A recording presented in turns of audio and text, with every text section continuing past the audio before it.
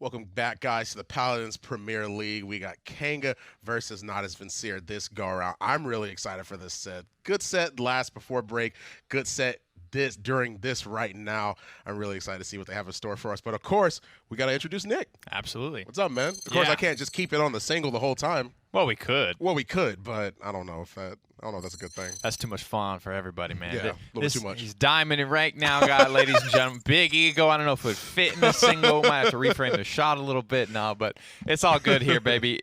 This is a really big week for not only Virtus Pro, but for Navi and NiP and the rest of these teams that are qualified. You want to leave an appropriate kind of taste in the mouths of the viewers and the rest of the league, right? You want to kind of be reflective of, or you be playing, reflective of where you're at in the standings, right?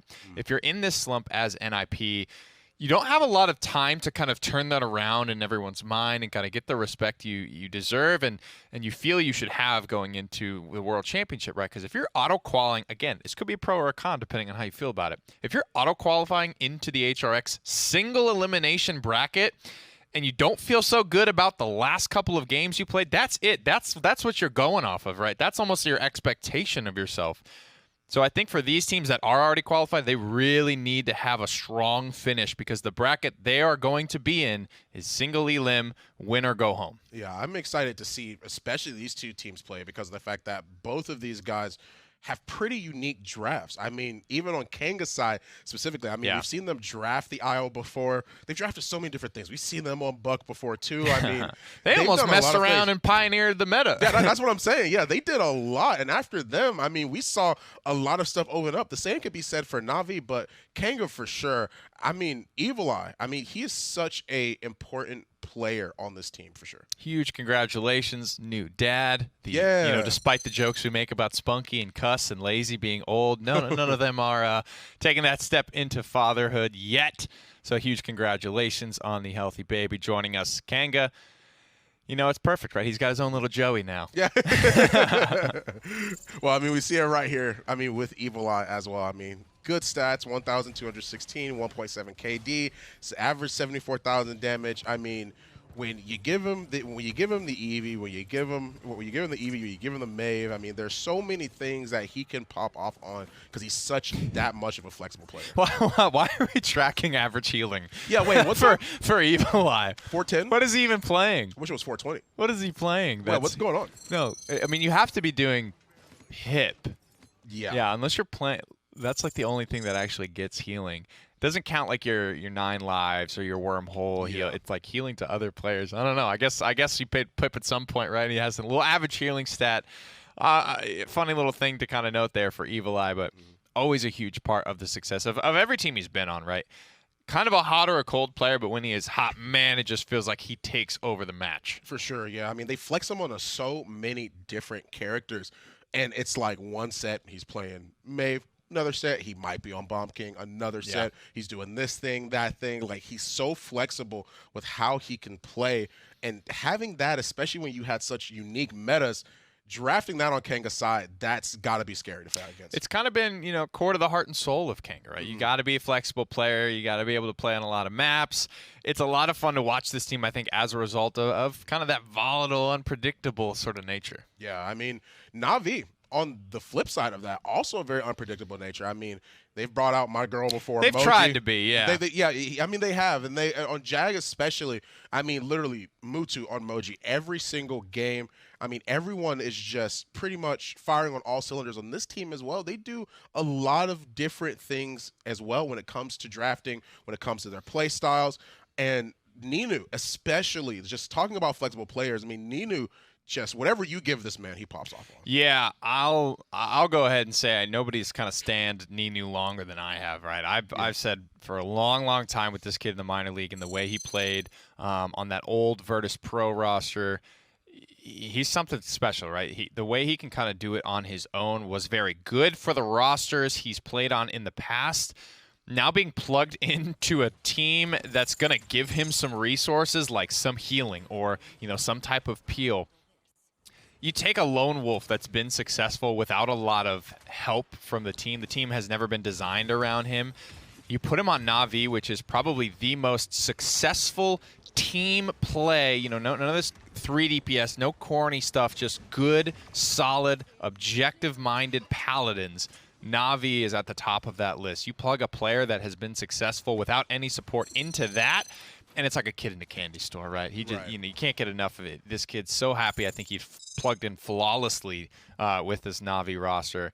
Happy to always kind of do what's ever needed for the team, and happy to step up and be that 100%. Hyper carry on occasion. Yeah, a lot of the time we'll see him pop off. He'll get like, oh, team fight not looking so great. Oh, did Nino just get another triple? Okay, that's cool. Did he just pop off, get 2 priority targets? Did he rotate in this way? I mean, he's always somebody to look out on Navi's side. And you mentioned it before. We saw him in PML too. He's just an overall good player. Of course, I mean, you've been here longer than it is that I've been here, so you said that you've seen him for a while. Yeah. And even in the very short time I've seen him, I say that to say, very short time I've seen him, he's been popping off still, despite all that. So you don't know who Elven Path is, but you know who Sheepa and Perdo are and Surets, and it's like they had this team that was built around, Perdo and Sheepa, they're boys. They're pocketing each other, Torvald plus whatever it is, and then Surets is literally hard pocketing Elven Path whenever he's on, and then Ninu's left with whatever else is left. He's playing Eevee, he's playing Maeve, he's playing these very resourceful, almost lone wolf characters, and that's why I said, if he can take over the game without anyone helping him, paying attention to him, giving him a damn thing, that's a guy that's special, right? And who can be okay with that type of team too, right? Realizing that I'm not the star of the show here, but I'm going to take over sometime. What I like about this Na'Vi roster, though, and what I need to remind you all of is they're still at the top of the standings, man. Exactly. They're still #1 in this league. They spent a little bit of time in Phase 2 trying to play 3 DPS, trying to nail down, other identities so they didn't become super predictable. Because like I said, they were the best in the world at what they did, but they just wanted to have a little bit more in the tank. And I think that's really what this last couple of weeks is going to decide, right? Does Na'Vi continue to want to develop new ways of playing the game, whether that's 3 DPS? Do they want to be the baddest on the block at the old school style that they've kind of known and frankly won world championships doing? What is that taste that they want to leave this league with in this last couple of games? Yeah, and on top of that, it's very, very interesting because Kanga can be pretty unpredictable with their draft. I've already mentioned this before, but it's the point is I definitely want to go back to, especially after you mentioning that, is the fact that them coming into this matchup, I mean, they're going to have to pull out things that, I mean, not necessarily that we've never seen before because, I mean, they're pulling out stuff like that already. It's a matter of how Na'Vi can adapt to that and overcome it because they're the ones that were doing it, at least before Kanga were pulling out all this other kind of crazy stuff. They were the ones doing triple DPS. They were the ones mixing up and unifying their draft as, okay, Na'Vi is the type that we know Na'Vi to be the type to do this kind of stuff. And of course, Kanga on that flip side have to be able to match that or at least have to be able to overcome that because it's not going to be an easy fight for them. Like you said, they're at the top of the seed. So it's definitely going to be a hard-fought battle for It's them. kind of fun to talk about Na'Vi as almost this emotional black box, right? You have guys like Spunky, you have guys like Mutu, balance, and frankly, I think Ninus, it's safe to put, I don't know him well enough to say for sure, but I think it's easier to lean him towards that Spunky and that Mutu sort of line of thought and stream of consciousness and the way they're pretty even keel, like they don't get too emotional. And I think that those are good players to have to balance out Phoenix and Lazy, who are a little bit more vocal, probably a little bit more emotional. Lazy's kind of been known to be a little, if things aren't going his way, to tilt and just get frustrated. It's good to have both, right? Because you've got a lot of these guys who are even keel mitigating bad times, but you've also got guys like Lazy and Phoenix who can fan those good emotions when the mojo's flowing and the games are going well for them. Kevin Jensen is a guy that you want to have at your back, hyping you up and getting you amped to take over these matches. Yeah, I mean, Lazy's such a good point tank as well. I mean, it'll be interesting seeing him go up against Kanga's point tank. I mean, they're going to be definitely going to be at each other's necks for sure. I mean, Lazy is very, very well known for his barrack. I mean, I still to this day remember the unkillable game, the undying game that he had on barrack, on Bright Marsh specifically. That was so it's not something you expect to see from a point tank, but Lazy has that sort of presence, and Na'Vi have that sort of presence to be able to keep this momentum going, and whenever it is that they have it, and continue pushing forward regardless. It's a rarity because the core of their strategy has always been around playing the objective. They'll all go negative and laugh their way to a win and laugh at the enemy team who thinks they're getting it done the right way. And it's so rare to have a point front line like Lazy, who is easy to highlight. He is somebody you want to give like the credit to, right? Because at the end of the day, the way Na'Vi play Paladins is at its core around the objective, right? They want to do that better than everyone else, and it's won them world champions doing that. But it's so fun to look at that guy like that and to finally say, well, the point tank, he gets all the credit in this one, man. He's kind of the core to that strategy. Making him into a weapon in the 3 DPS style, that's what I think this final couple of weeks will be for Na'Vi. They want to be as dangerous and probably unpredictable as possible going into the World Championship. Yeah. Kanga definitely have to make sure they do that as well. But we're going to take a look at the map bans, see what's off the map for this case. Splitstone Quarry, Frog Isle, 2 maps are already gone. The next 2 will be Jaguar Falls and Warders Gate. Interesting, opting to get rid of Jag, which makes sense because Na'Vi have had a lot of success on that map before. Yeah, man, a lot. Nobody like hates Jag. Right. I think Jag is a map you ban in instances where your opponent is very strong on it, and I think for reasons that you mentioned, Moji, right, she's damn near hit the mainstream on Jaguar Falls. You know what I mean? You're starting to see that in the minor league, in the console league. That pick has permeated, and that's kind of the effect that Na'Vi can sometimes have on the meta, right? If they're just picking something again and again and again and again, and it just keeps working against all types of teams, nobody can slow it down. That's the type of stuff that has that ripple effect. Well, Serpent Beach is going to be the first map. You get rid of the Willow, you get rid of the Strix, you get rid of just these 2 very pressure-heavy characters. And it opens up things a lot, especially when you opt to go for the Genos. Na'Vi can either ban Makoa Atlas and Kanga get the other, or what do you think? Do you think they're just going to leave, not even ban the frontliners and make sure they can at least get one? I don't know really where this draft is, but I'll tell you where I think it should go. Na'Vi haven't had as long of a break as Virtus Pro. And I think it's fair to say they've kept up, but I don't know if they have that real coach presence, that Spuds who's on top of everything, who's watching every team and all their little nuances evolve. The last 2 weeks for Kanga have been, let's rewind 2 weeks for Kanga. It was kind of almost discovering that IO composition and all of the aggression that goes alongside it. Last week, it was sort of, all right, teams are realizing Kanga are doing this thing, and they're starting to figure out how to beat it. They're realizing what makes this composition tick, and how do we ban or pick away like 1 or 2 key things to kind of pull the rug out from under Kanga. Now, I don't know if Na'Vi are quite as up to date on all of that, if they've been paying attention, right? Does it matter? I'm the top team in the league. Do I need to be scrutinizing the 6th and 7th seeded teams for all the little things they're changing up and all they're doing? Or am I more worried about what am I doing? What am I trying to address in my last 2 weeks before the World Championship? Well, they're addressing a lot based off of these 2 characters. You got the Makoa, you got the Maeve. Kanga not slipping up either.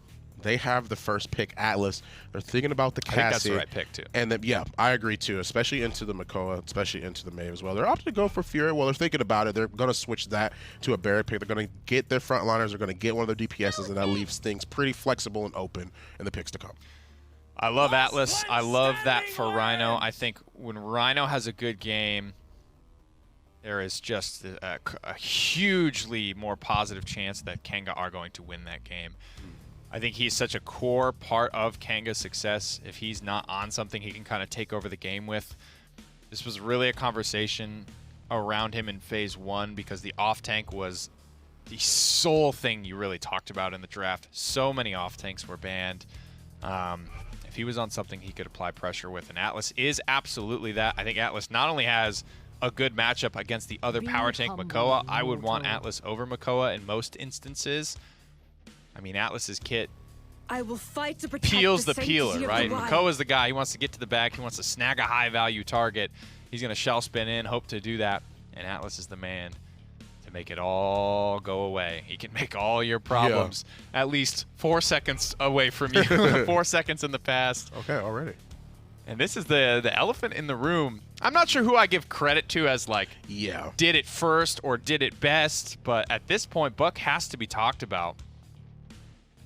And I think Kanga are looking at it here, man. This is a really considering composition that could dive pretty hard into the backline of Na'Vi. But what's there? You know what I mean? They haven't picked a backliner yet. Let's go, Luna.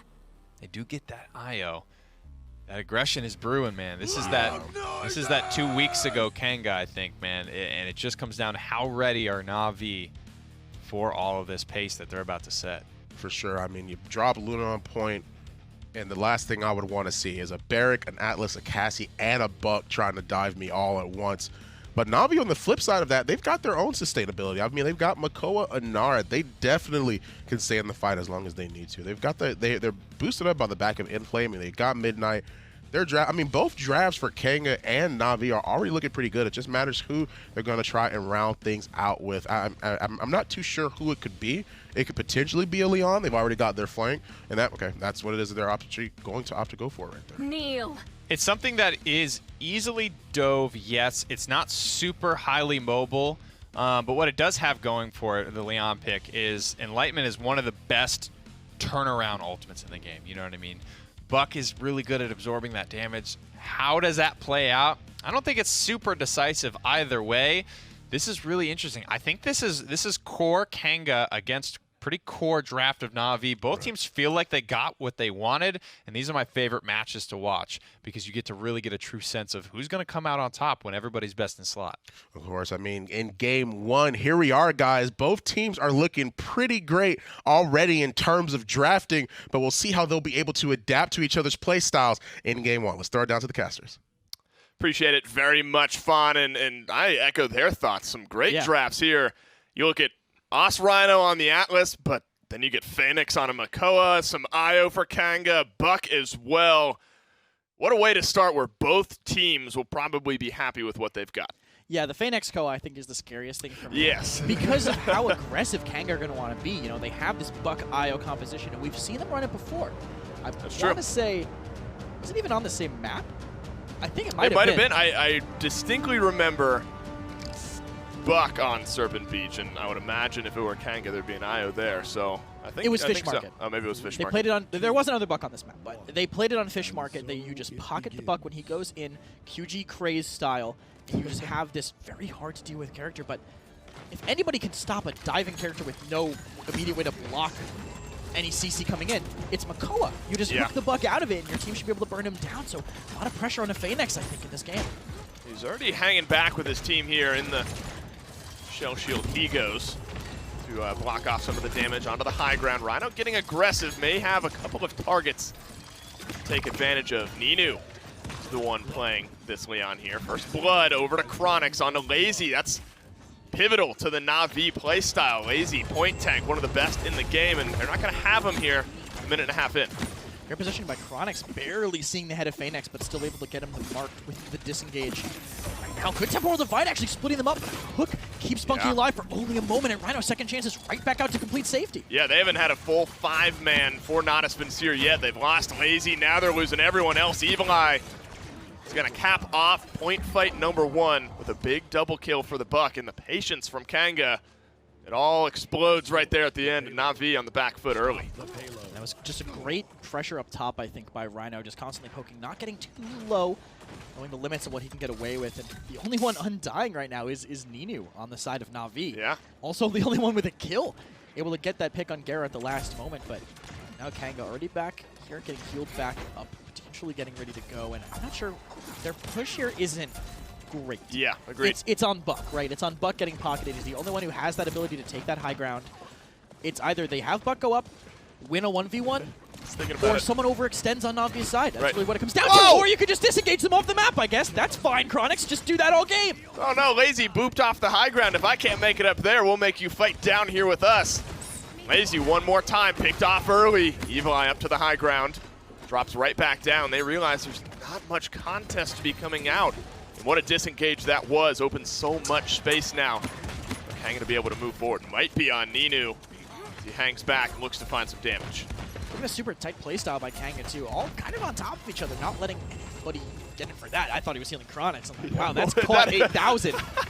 But they're finally settling, and they get the first pick of Mutu trying to pressure the back line. And they've been able to take advantage of these 4v5s up throughout this entire game so far. Seismic Crash locks up one, but they're not able to get the kill just yet. Phoenix grabs the hook, but a double kill from Chronix says absolutely no way, and sort of against the grain of things, Lazy is the last man standing here, and Mutu's not going to contest. Kanga Esports, 3.5 minutes in, are up 2-0. All right, I changed my mind. Buck is sick. Buck is great. That was crazy watching him sustain through that. I mean, that's just the rapid sustain plus Goddess Blessing plus the DR from Deep Breath. It does so much.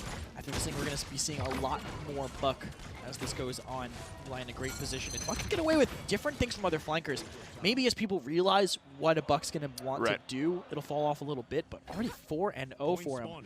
Deep Breath 5, so maximum damage reduction on that recovery, max cooldown on it. And Rapid Sustain, that Rejuvenate, will pair even better with Goddess's Blessing. It's going to be so fun, honestly, too. We're what, 3 weeks, excuse me, removed from High-Res Expo and really qualifiers. Sad. And 2 or 3 weeks. 2 or 3 weeks, yeah. It's been a sad time for us here. Well, it could be Natus Vincere that we're attending if things keep going this way. But the meta seems to be, I don't know, changing. And it's really just one kind of champion at a time. It's been Strix most recently, and granted, it's only been one set and a game up to this point, but Buck seemingly making a little bit of a resurgence as well. Plenty of time for new strategies to come out. Natus Vincere are going to look to build some momentum. Already 58% on the point as the Inflame comes out, and one way to do that, just get rid of Evil Eye. Some exiles from Rhino is going to stall out this fight just a little bit, and Kanga seemingly regain a little bit of control. Rhino waits a long time to use his second chance, though, so he doesn't get the healing he should be. Yeah, wait. Nexus Ancient Rage gets booped away, but he does get the hook to kind of close that gap that he just got made on him. Yeah, frontliners down for Kanga. Io trying to provide enough healing to keep the rest of the team in it, but you got fast cap for Natus Vincere, still some ultimates to defend with as well. Seismic Crash down one more time from Lazy. First time does begin. Not sure Atlas has the legs. Rhino does grab a kill, a double kill make that. Gives himself a second chance, and suddenly the retake is here from Kanga against all odds. Who even got the touch? Was it Buck? I heard a Buck Wild go off, and I saw Evil Eye get a kill on a Furia. Did he just sneak through everybody? I guess he must have. I didn't think Rhino had the speed to get there, but somebody did from Kanga. What a dropped ball that is from Natus Vincere. They had 98, 99% on the point. They had enough ultimates to zone out. Just a better retake. The power of Atlas kind of rings through here, and seemingly a miracle touch from Kanga as well. And I would not have expected Natus Vincere to be looking down the barrel of a 3-0 6 minutes into their set. I mean, that's kind of the MO of Kanga, right? Sure. Who knows what we're going to see? Next game, they could have the same draft and play awful. I mean, it really is just kind of the wild card. They can take maps off of anybody, and this...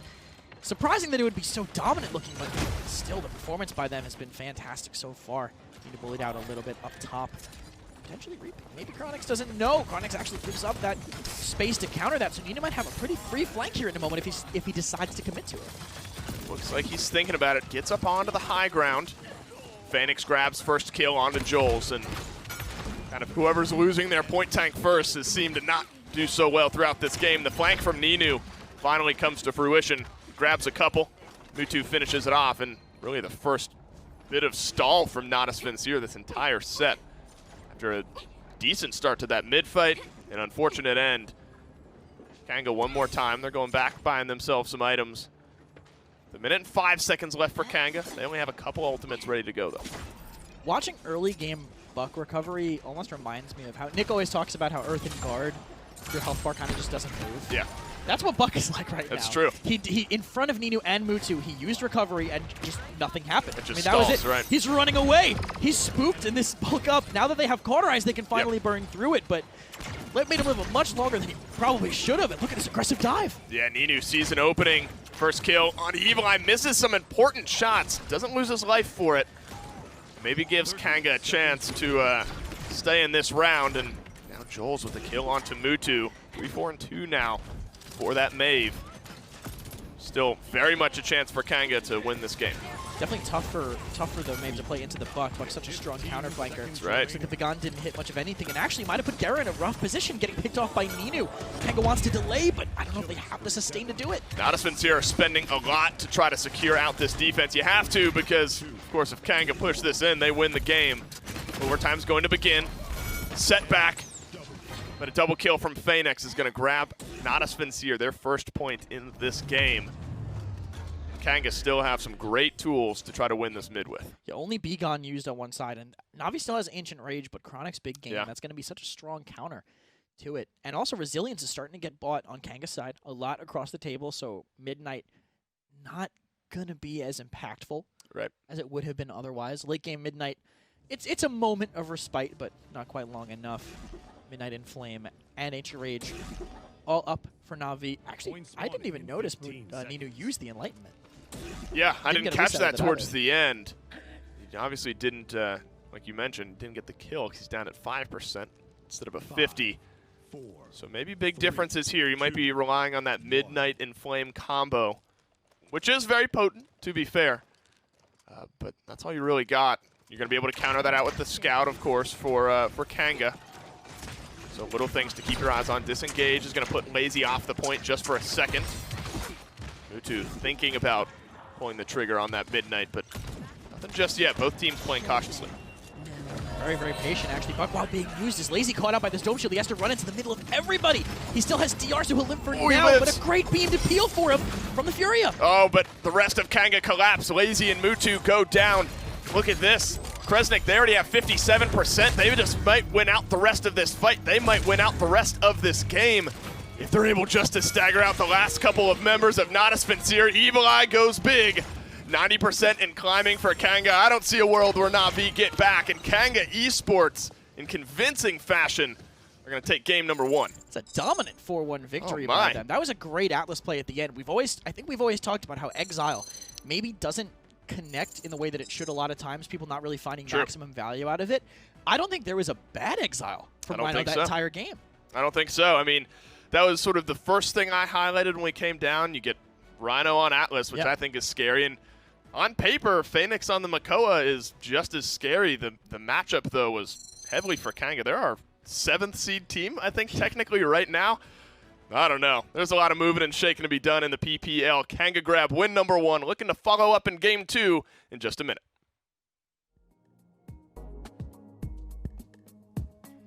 Respawn, the official gaming chair of the Paladins Premier League.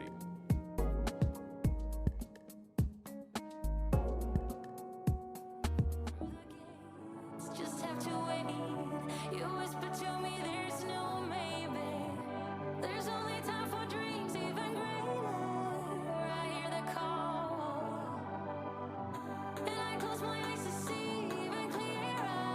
I see it all. I know that we can go higher if we keep our faith, if we keep our faith. Sometimes I'm like a whisper in a riot, but I grow stronger, keep believing in me.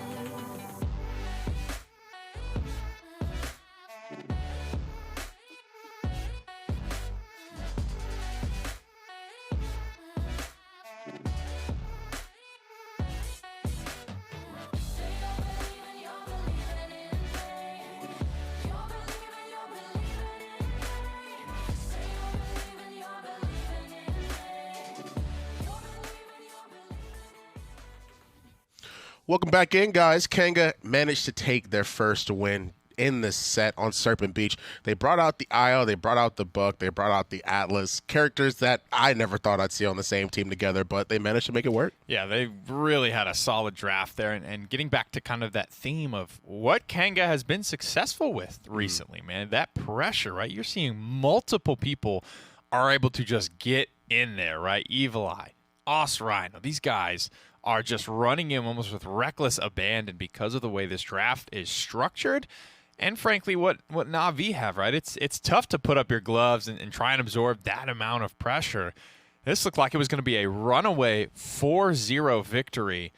Evil Eye on the Buck looking superb. A lot of people starting to just make this pick work. Yeah. And again, it's out of nowhere. That has been this whole season, man. Stuff is just coming out of nowhere. One week it's Strix. That's the problem. The next week we got to worry about Buck. It's like, man, I feel for these coaches and these That's what I'm drafters out saying. here. This is a tough beast to wrangle. Yeah, I mean, I think that's a testament to how great the meta is right now. We're able to see so many different characters that are just being able to be brought out at a moment's notice. 10-4-7, 5-3-11. once again, you mentioned it before. Evil Eye, also Rhino, these two together were so strong. You got the Buck, you got the Atlas, and you see him just pull off dives like this that made it so hard for him to deal with. And then he looks to his right, and there's Rhino, and Lazy's being contended with by Joel on the objective, and it's almost like a vacuum there, right? Typically, in just raw tankiness, you give that to Inara, but because it is almost a vacuum, right? It's just Joel and Lazy kind of, chunking away at each other, and everybody else is busy. In Navi's backline, let's be clear, almost all of the heat map of Serpent Beach would take place in Navi's backline, right? It is Kanga crossing half court to get into that black and yellow space, and they're having their way with it, right? Part of it's Stasis Field. Stasis Field is uncounterable. There's nothing you can really do to stop it doing what it does, which is all of your projectiles are negated, removed from the video game. Meanwhile, Rhino gets to kind of dance around that barrier of invincibility. It's seeing a little bit of a nerf, but it's not going to affect Worlds. That's the big thing. It's in this ROM patch, and all it is Beyond the Veil getting a slight reduction in the movement speed buff. The movement speed buff is still going to be sick. It's just not going to last as long, right? So Atlas is going to stay king for a while. He is a character that, it just feels like any situation, he warrants the ban. I don't know what you do against that guy. Yeah, I don't see a world where you wouldn't want to try and first pick him, but Willow is going to be the first ban once again. Just getting rid of that just a complete area denial with Dead Zone, with Seedlings, too much AoE. Don't want to keep her in the game. And the thing is that do Kanga force... Well, actually, on this side, they actually can't, because Na'Vi are the ones that are actually going to be able to first pick. I was going to try and bring up the fact that do they try and force their hand again with not banning out any front lines, but I'm sure they don't want what happened to Na'Vi that last game to happen to them. They're going to ban Mei first. Yeah, no, I think if your second pick, you don't want either of these open, really, to be honest, because I think Atlas is kind of that much more solid. I've seen Phoenix do the same thing to many Makoas in this league, right? They're cool with it. Phoenix and Rhino, and I think Diggy Dog are still kind of my top 3 Atlas players. They are dangerous, and you see it right there, right? They are daring Kanga to leave it open. I highly doubt they will, because Phoenix will absolutely make you feel the pain if he gets that Atlas. So that's not the way they're going to go for sure. It was a cool way to start this set. I don't think IO is going to be a big topic of conversation here either. Bright Marsh is not one of those points that you just leave the fox and forget about, right? It's not that fish market where nobody wants to go stand it, so you put the animal out there to go do it for you. That is not Bright Marsh. Right. Yeah, it's too close together. I mean, there are fights that are breaking out literally all over the place where you're fighting on Bright Marsh. There's not going to be, at least, unless they have the proper draft for it. They could bring it out again if they really want to stick to it, but that leaves Big Boy open. That leaves Strix open. You got the Eevee as well. And now you got a problem on your hands if you're on Navi's side. I mean, you got Strix, you're hovering the Eevee, you're thinking about it, but you got the both of them, and it's going to be a rough game for Khan if he's in a bad spot. It's about where you position at this point. It's what you pick, because this is still not standard procedure for Bright Marsh. Right. Strix is becoming immensely popular. We had 2 badass Strix players in our first set of today, Fawn. And granted, Jaguar Falls is a different map, but I would venture to say it is as close in flavor to Bright Marsh as any map in the game.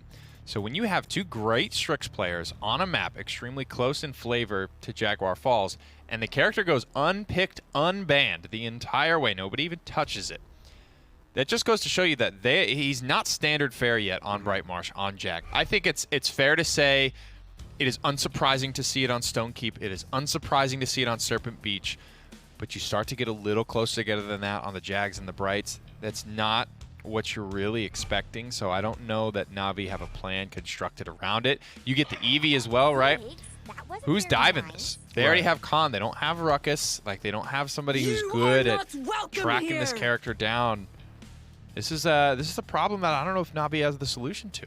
Yeah, I'm not too sure about that either. I mean, part of the reason why I brought up Look at that boy. He's happy. He's happy, yeah. He's like, he's cool with what he got. Give me the Strix. He knows exactly, exactly where that character's going based off of his emotion right there. Krone going to be on the Strix once again. Barrick is being hovered, though. And actually, now that I think about it, I mean, Strix, I mean, on Kanga's side, that does, I mean, you are right. That doesn't give Na'Vi a lot of opportunity to know really how to be able to counteract this. You've got the Maldamba, you've got the Barrick, Ninu brought out Strix on Bright Marsh before. So I guess not leaving that open, and I guess Kanga first picking that means that they're willing to not only give it a try, but I guess to also try and shut down Ninu. I mean, he was the first one to do it on Bright Marsh when we started seeing that influx of Strix. Could be Buck, bro. Could be. It could be. Could be Buck at this point. Buck is officially here, folks, and it's something we have to start thinking about as we move through these draft phase. It is a big, bulky character. Not necessarily weapon isn't super great to track down Strix, but he is that tanky that he can just walk it down. He can get face to face with Strix until the soft reveal range is open. Right. That's how he's going to track it down. He doesn't lose any movement speed while firing, you know what I mean? Like, this is a guy, if he gets on you, that's pretty much it. He is just as operable up close, toe-to-toe, that he is from distance. And this draft, to me, from Navi says, we are going to try and stay out of line of sight of Strix as much as possible and beat this Barrack down on the point. Yeah. I mean, they're definitely looking for, like, try and control choke points or try and control these smaller areas. Light point, like you were mentioning, I mean, based off of that comp alone, Navi, I mean, they're looking good. I do like Kanga's draft a little bit more, though. I mean, they've definitely got the It's aggression what's working for them unlocked. right now, man. Yeah, it is. Soften them up. Whatever Chronix has needs to soften it up. And then Rhino, Evil Eye are going to go finish the drill. That's what the core, whatever characters do that job, that's what's been working for Kanga. And I think, you know, Navi are trying to figure out what their second trick and their third trick are. If you're Kanga, you're falling almost to 7th seed. You got to get that one trick down, right? What's the one thing we do that works? They're still in a position where they're trying to find that out about themselves. And, you know, let Navi do what Navi's going to do. But if I'm Kanga at this point, I need my one thing that works. It has a lot of characters a part of it, but I want that one thing, that one overarching strategy that's working for me. Yeah, I mean, on that note though, like, whose draft do you like better? I mean, I know that Navi's like is a Kanga's little bit better. more. Yeah, same. Yeah, I'm definitely liking the fact that they've got that Strix, they've got the damages they could spread out. I mean, once he gets that record, it's going to be hard for Khan to deal with. I mean, Barrack, Ash, they've got plenty of sustainability. I mean, this Kanga's draft is like a Bright Marsh draft for sure. Yeah, it feels very Kanga, but this draft still feels good enough. It's good enough. It's always good enough for Navi. It's about what they execute on and how they deliver. But I stand with Kanga on this one. Yeah, I stand with Kanga as well. Game 2 already on its way. Casters, take us into it. Oh, yeah? Well, I stand with Navi. Just kidding. I think Kanga have a good draft. Actually, I don't stand against Navi, though. I think Navi have a draft. Hashtag I stand in the middle. Yeah, that's right. How can I be as democratic as possible here? I don't stand on either side. I'm as unbiased as I can be. But I think that Navi have drafted something that can work, and Kanga have drafted something that works for them as well. The Strix, of course, I think it was Gara we were interviewing post-game, and it's probably the third time I've mentioned this story, but it's like, oh, why do you guys pick Strix every time? And it was the shortest. We just want to let Chronix carry us every game answer, and we'll get to see if he does it again here on Bright Marsh. It makes sense. It works. He's such an impactful player on this character, and this champion being just so good right now in the game. People finally figured him out at these closer ranges, using that 2400 burst damage with the shot combined with the flare. It does add up. Right now, hang on the back foot, but look at Chronix flanking with the pistol on Strix. Lazy had no idea, but a great wall keeps him alive for just a little bit longer. Now Rhino is trapped in there with Lazy. Might actually win that engagement. Shoulder bash through for first blood in this game. Natus Vincere, though, in standard fashion, been fighting from the point. A little bit different since it was Lazy on the flank. And Phoenix took up the point mantle. Now Chronix and the rest of Kanga have a little bit of an opening to maybe move forward, playing these window angles well. I was hoping we were going to get a toe shot there. I wanted a bounce flare. He could have totally gone for a bounce flare that whole time. That's true. Could have bounced off the edge. Didn't see it, though. Kanga now back somewhat in control at this point. Things, though, resting a little bit even. Strix back in this window going to be very impactful. Kanga have the barracks, so Inara can't really trade back as well into the Strix here. Look at this dive from Rhino off of one shot. Communication's so good, but gets Void Grip to take him down. It's not too bad for Kanga. They do manage to trade it out at the last moment. That's right. They have 99% overtime for them. Ice Storm down from Evil Eye. Gets the kill onto Spunky. Nearly makes it out alive. But now you have Lazy, Phoenix, And Ninu with no healing for themselves. Joel's trying to move forward. Good body blocks. Overtime reset though. Chronix in a great spot to find some damage. Seismic crash from Lazy may tilt things back in their favor. And here comes Ninu on the Bomb King. Na'Vi, they step off of the point and Kanga secure it the moment overtime expires. I guess they just didn't know whose overtime it was. I mean, there's no marker for them to possibly know at the last moment. Ninu tries to make it in. That was a crazy seismic crash from Na'Vi, but I can't believe that Kanga just stole that away from them.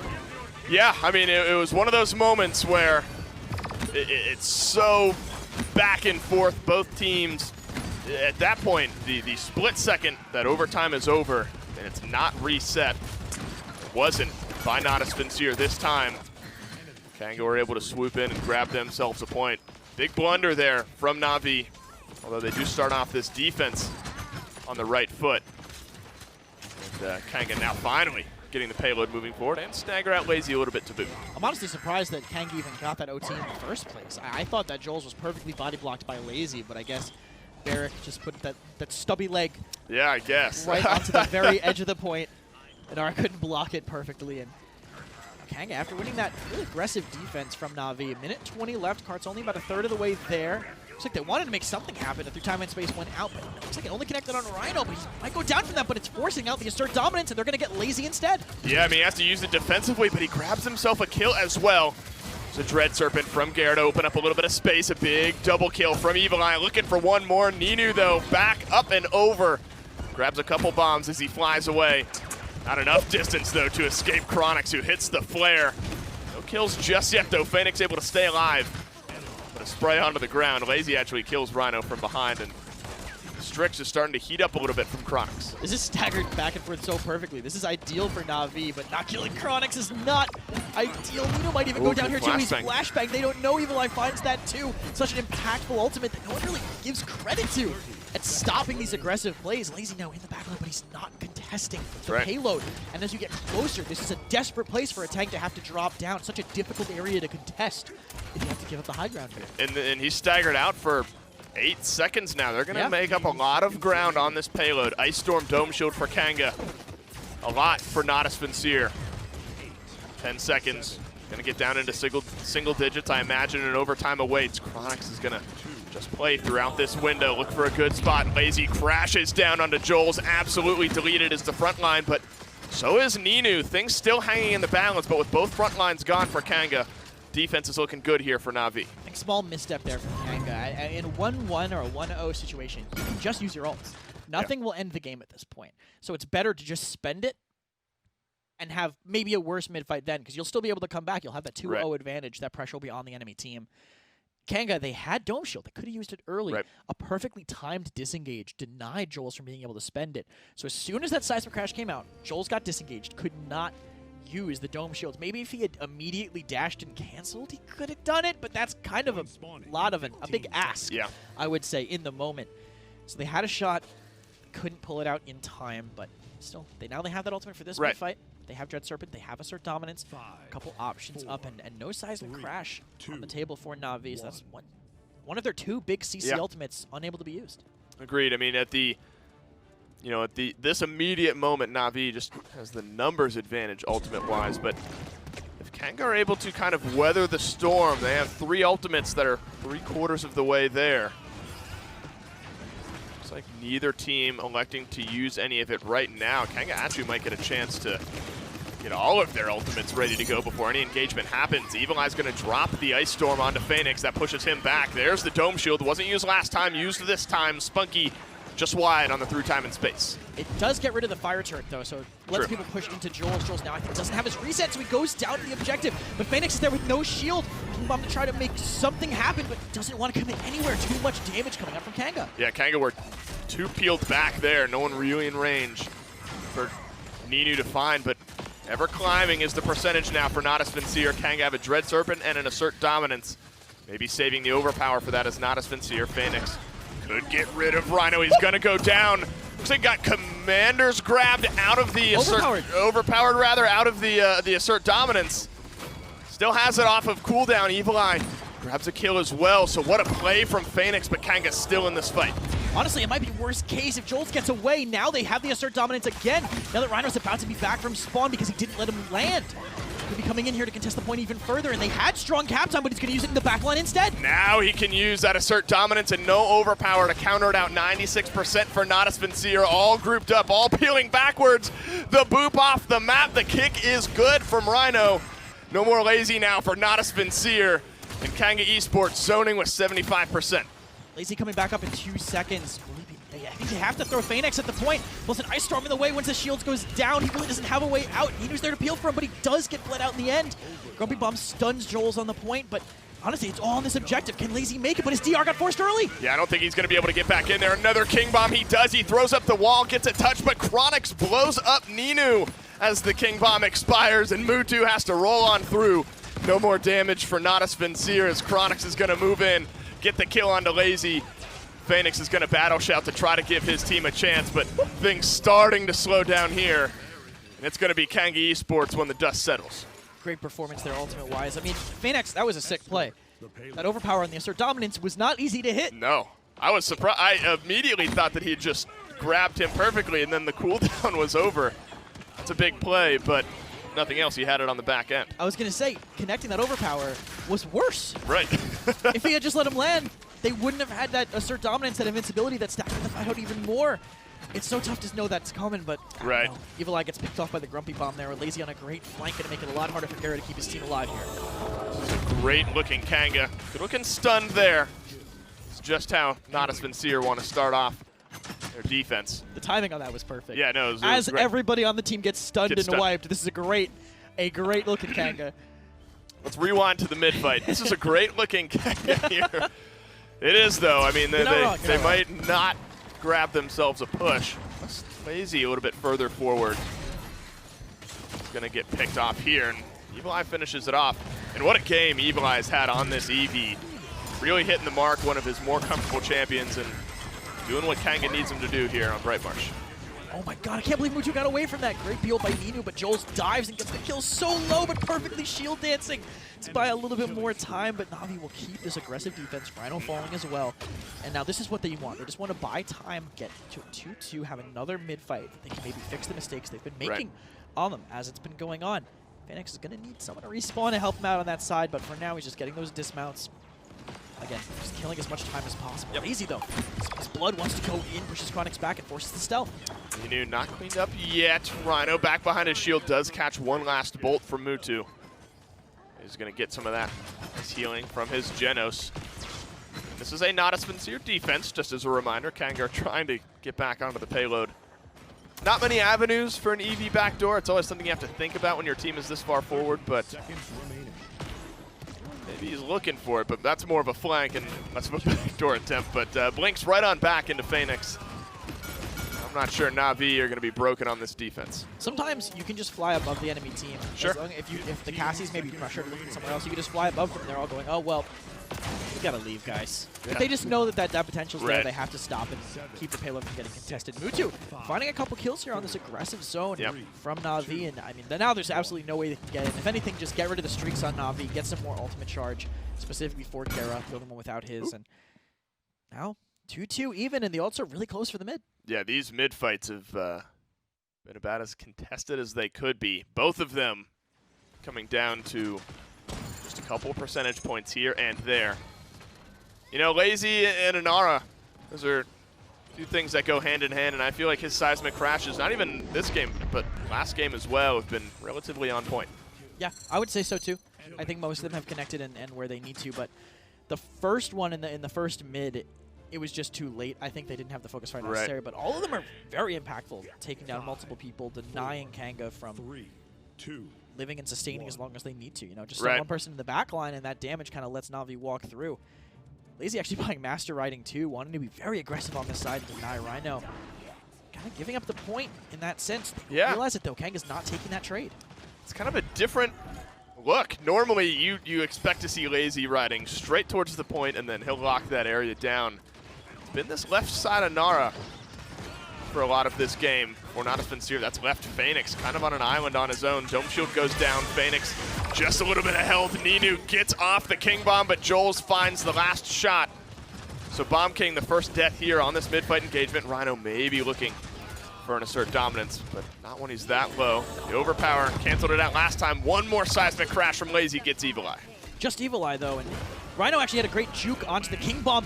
He gets Be pulled out, careful. overpowered out of the dash. Can he live? He does have Yeah. assert dominance, and they do kill him. Oh. Great shot by Ninu to save him at the last moment, but right now Kanga had better point control, and now they'll still have that assert dominance to retouch. That was such a close play there. I mean, again, yeah, you're going to get the Ash, but Kanga Esports, they have 4 ultimates this long into this mid-fight. If they're able to use these effectively, it's going to be a great look for their team.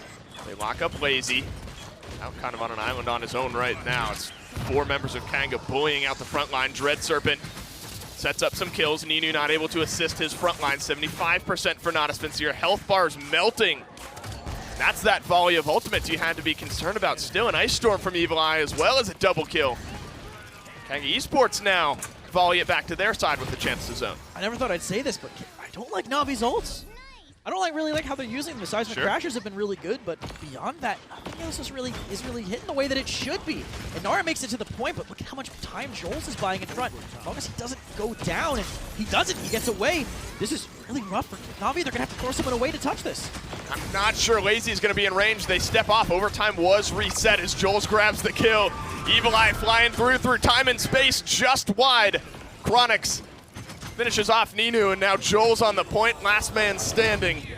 And maybe a last-ditch effort at a seismic crash there at the end. Kanga Esports 1 point away from going up 2-0. That through time and space actually did connect, but Evil Eye went to the ice block at the last possible moment. I just saw his outline go, whoop, like just flash for a second. That was crazy timing by Evil Eye. And even the defensive ultimate usage from Kanga is good. They used assert dominance in front of the King Bomb, knowing that it would let Rhino just dodge. Yeah. Rhino would stay in the air, harder to hit, so it let him survive a little bit longer and force that overpower to be used afterwards. Aggressive play from Mutu, but he just gets melted immediately by Rhino. This is sort of similar to the first push that Kanga had, where Na'Vi were able to lock everything down for their second point of the game, but Kanga have not given any quarter here as they continue to march forward with 1 minute and 40 seconds left. Na'Vi are going to have to sell out for this defense, and Kanga have the luxury of kind of maybe waiting and seeing, but if they see an opening, they'll certainly take it. For sure, and they found one earlier, kind of letting the card get this close. 1.5 minutes left. Ninu! No! That's a disaster! Ninu jumps off the back of the map. The Bomb King down means they can just shove this left side for free. Yeah, it might all roll downhill from there. Seismic crash to the left. Not going to get any value out of that one. Dome Shield down on the point. Lazy back on his own. Ninu finally respawns to get back with his team, but Mutu's already dropped down. Now Ninu goes down as well. And in a game where we thought maybe Kanga grab one win, we now see Kanga winning 2-0. Spunky's own prediction now is moot. Yesterday when I was talking to him, he said 4-1 Na'Vi. He gave Kanga a map, but I guess he wasn't ready to give Kanga 2. A very strong performance by them. They just seem more in sync, and honestly, that's not what I expected their edge over Na'Vi to be. It's such a hard team to predict, I think. We have seen the highest of highs out of Kanga, and we've seen some lows out of them. Remember, as I mentioned, post-game 1, this is your 7th seed team going up against your 1st seed team. PPL, very contested to say the least. Na'Vi looking for a bounce back in game 3 right after this break. iNap, powering the control room for the Paladins Premier League.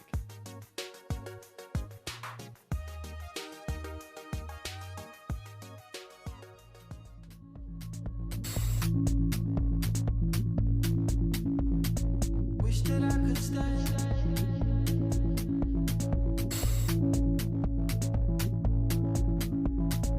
Wish that I could stay.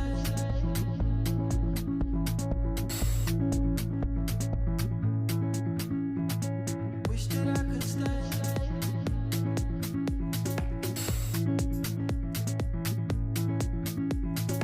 Wish that I could stay.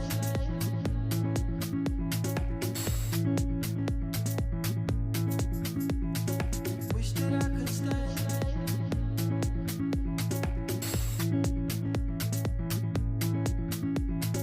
Wish that I could stay.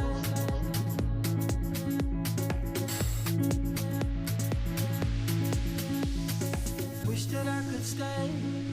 Wish for this moment to never go away. Welcome back, guys. The guys in orange and black having momentum still into game 2. They're able to now make it a 2-0 against Natus Vincere. Kanga are just looking good and just firing on all cylinders so far in the set, Nick. Been a really fun one to watch. That was a draft that we felt was really getting back to the core of what Kanga are doing well.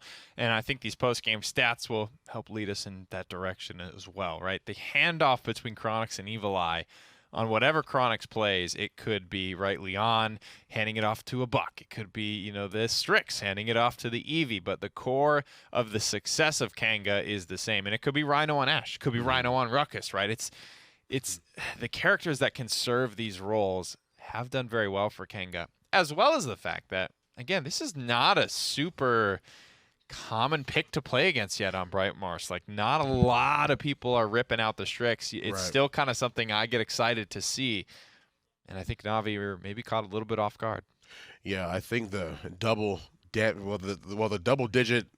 kill numbers on Evil Eye and Chronix side are indication of that. I mean, they just throughout the game were just proving their they were proving themselves more than ready coming in on Bright Marsh during this game. I mean, it is so important that you keep the momentum you have from last game, you translate that into a second win, and I think Kanga did that with they passed with flying colors this go around. Right, and I don't want to take all the credit away from Evil Eye by saying Chronix, you know, softened up all of his kills, because we saw Evil Eye hitting a lot of good mid-range shots on Eevee, doing that thing where he is his own setup and then his own follow-through.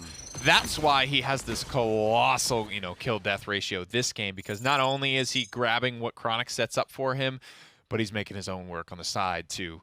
It's that combination that makes them so dangerous, especially given the sometimes hot or cold nature of Evil Eye. I think this is part of why this is working so well for Kanga, right? It's you get a couple of easy ones, right? You know, if Chronix is teeing up a couple of good shots for you, and all you got to do is land one on the blink in or the jump in or whatever the in is. Again, whatever character he plays, as long as he can fill that role for Kanga, Evil Eye has yet to have a really bad game doing it. Yeah, I mean, he's just being flexible, maintaining the pressure in more ways than one. Of course, we're going to see where we're going for game 3. I do too, man. I mean, I really do love to see it. It's always good seeing some of the more bottom-seeded teams just end up just taking it over these very, very tightened teams that they're fighting against. I mean, Navi is not an easy team to win against, but Kanga's not too bad themselves either.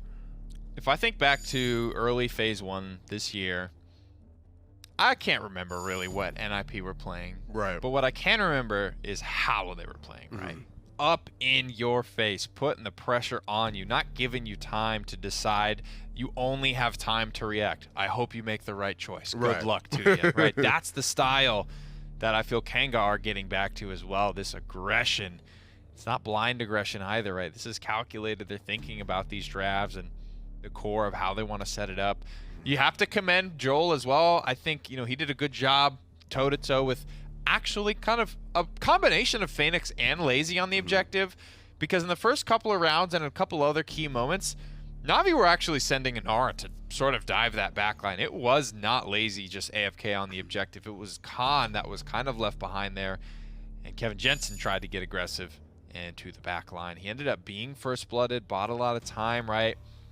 This is still in the lab. Navi are kind of still figuring out how to go against this.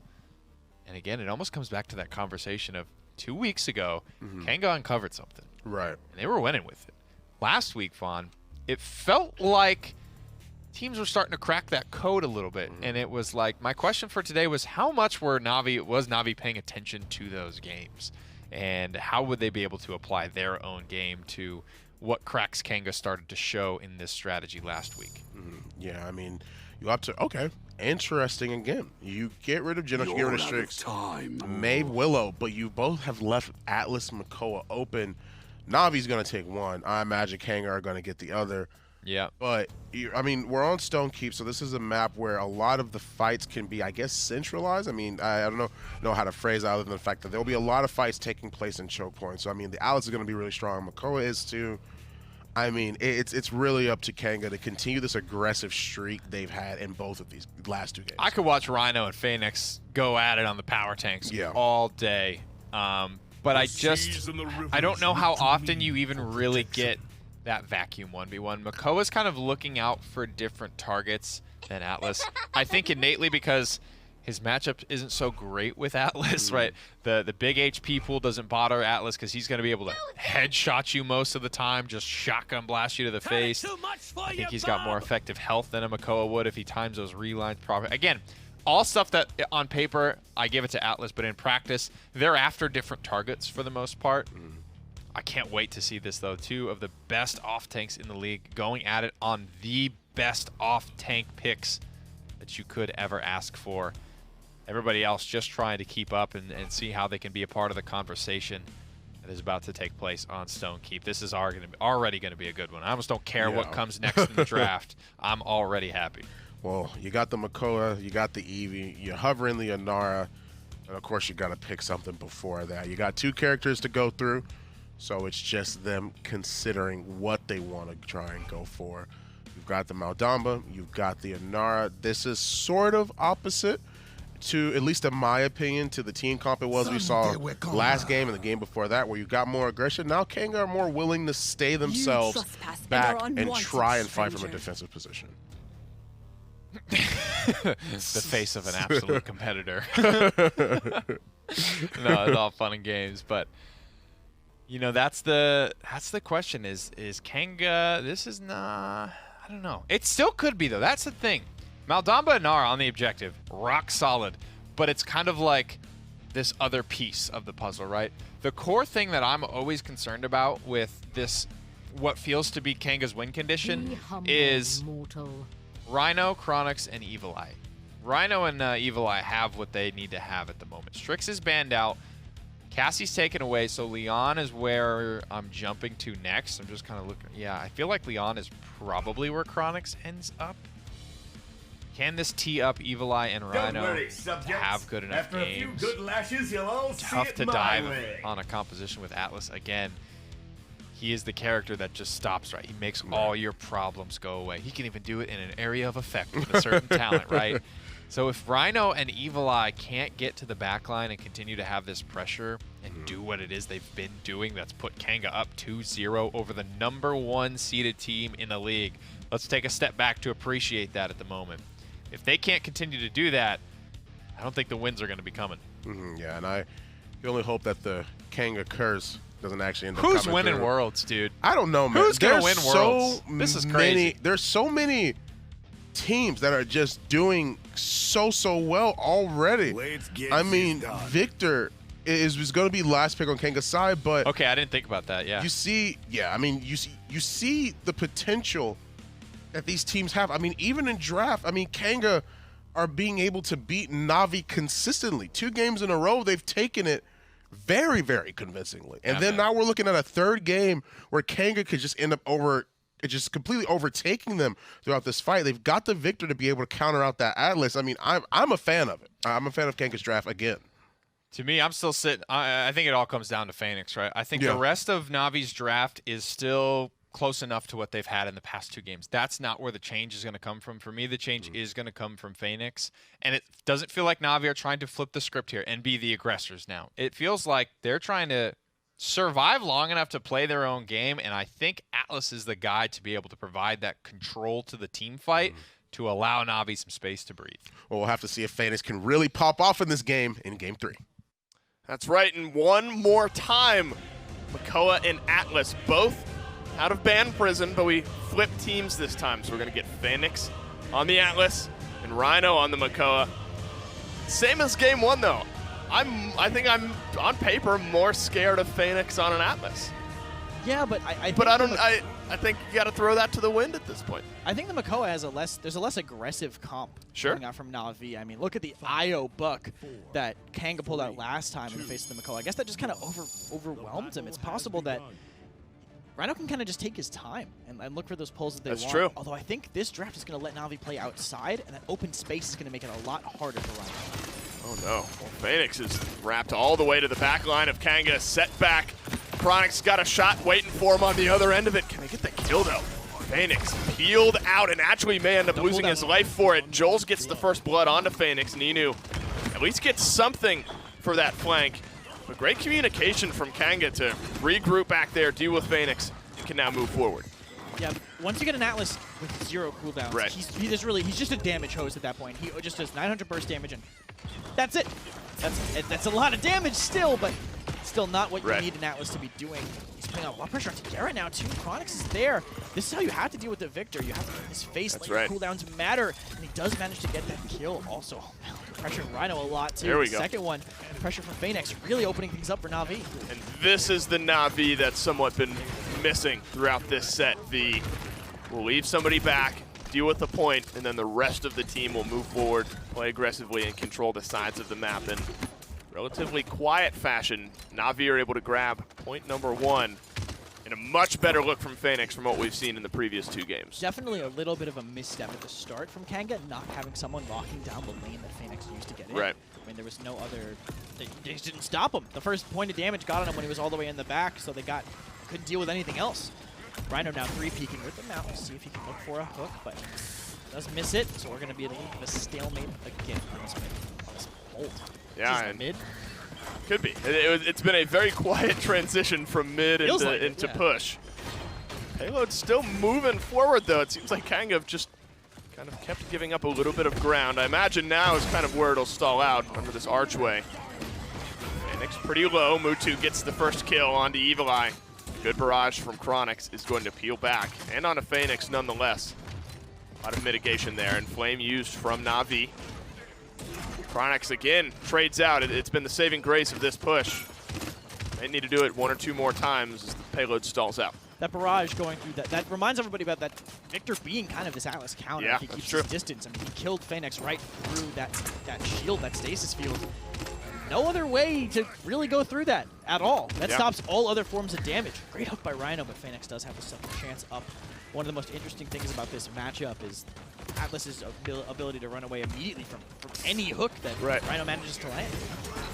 Got to play a little more careful around his cooldowns now. Lazy this time on the barrack is going to drop the dome shield and keep this right side of the map locked up. Into the King Bomb is Ninu after getting the opening kill onto Evil Eye. Doesn't detonate it in time. Joel's does go down. So now front line a little bit mitigated from Kanga. Rhino looking to stay alive, getting some good healing from Gera, but it's not enough after the Damba falls. Natus Vincere find themselves 2 points here on Stone Keep. They did spend quite a few ultimates for that, though. I mean, Dome Shield, King Bomb, a Yep. couple things kind of thrown into the wind. We'll have to see what Na'Vi do with what they have left. I think, Exile, Scout maybe. Yeah. What's remaining?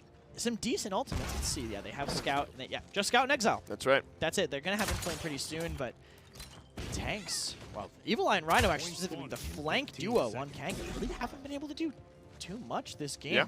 Atlas, so much damage. If Evil Eye lands and tries to do anything, he's just getting shredded. I mean, torn apart. The speed at which Atlas can put out those 900 damage close range sprays, Yep. I think it's just too much for Eevee to handle. And talk about a different look. Not only is Phoenix looking much better, at least after that first attempted flank, Evil Eye, much different. He ended the last game 20-8, yet to be in the kill feed here on Stone Keep. So they'll look to get him going to give themselves a shot in this game, but right back to the point go Natus Vincere. That's going to be Lazy down on the point. Dread Serpent from Kanga to push back just a little bit. Ninu hasn't really been contested on this church side either, but an Ancient Rage is going to force him back once the Inflame comes out as well. He successfully kites backwards and a good shot onto Evil Eye. Kanga worse for wear despite the ultimate advantage going into this mid. They're just punishing the aggression from the flank on Kanga. They really haven't been able to do much of anything. I mean, Yeah. they just decided maybe, Chronix is too good. Let's just kill everybody else on the team. Right. Let's just stop paying attention to Chronix. And they're going down to him sometimes, but there's nothing that the other side of the map can really do. Spunky catching Evil Eye again. Now Rhino has to feed to get this overtime. Yeah, I'm not sure that's going to bode too well for them. Gets the hook, Ninu gets the kill. Now with no Makoa, 96 and climbing for Natus Vincere, Kanga. Now their backs are against the wall. They're looking at a potential 4-0 here on Stone Keep. Mutu undying, Spunky undying, Lazy undying, and to counter that out, Kanga, 3 members with no kills. Gary not having a kill isn't too surprising. Sure. I know, and Evil Eye getting That's fair. completely shut down here. Lazy actually kind of pinching Joel, stuck in here so close to Dome Shield, but he has to dash. He can't get it in time, but he lives. He dances. The stasis field saves him at the last moment. And he grabs a double kill to boot. Why not for Lazy? And Kanga just have not been able to get momentum on Stone Keep. Might be over as soon as it started. 6.5 minutes into this game. Payload moving into the base of Kanga. Inu down on the low ground. Just a poppy bomb away from the high ground if he chooses. Just holding down that right-hand flank. Dome Shield now used from Lazy. He's going to burn away at Joel's a little bit into the seismic crash. Doesn't lock anyone up. Now he's bouncing around at about 1,000 health, and Evil Eye finally into the kill feed and making it double. That might be all that Kanga needs to defend this. Maybe, but they're Yeah, not maybe. contesting the cart. Rhino has to now dash over, and Evil Eye goes down. If they can buy enough time for the spawns, they have a shot. Joel's finally coming back up now, but Rhino, you can't really avoid damage over there unless they miss. There's holes all over that thing. It's Swiss cheese, and you're getting made into Swiss cheese through it. And there's still a minute left. That's an important thing to look at. This payload so close, gets stunned out, back down to 40% is the barrage. Disastrous for Chronix. That's been such a counter. Lazy and Inu both have a couple of kills, and Rhino's just trying to contest down onto the low ground. Just needs a few more shots to get rid of them. Makoa Mutu finds them. Payload inching its way in, but Gara falls. It looks like Kanga Esports might just do the same as well. Once there's no more Anara, there's no more contest, and Na'Vi answer back and grab themselves their first win. The Atlas was, I think, it ended up doing great for them. Plus the Barracks, specifically the tanks, making so much room on Na'Vi and denying anything that Kanga really wanted to do. Yeah. Inu's aggression too was huge in that very last moment, just walking straight up to the spawn, finally dealing with Chronix once they got rid of the flank pressure from Evil Eye. And I look now at game 4, and you know we've seen some long streaks. We've seen a full reverse sweep just recently, but I think this is a big one. If Kanga are able to grab their third win, I don't know, they might keep that momentum going. But Na'Vi, on the flip side, if they're able to tie it at 2, things maybe start to tilt in their favor. We'll have to see which of the two outcomes happens right after this break.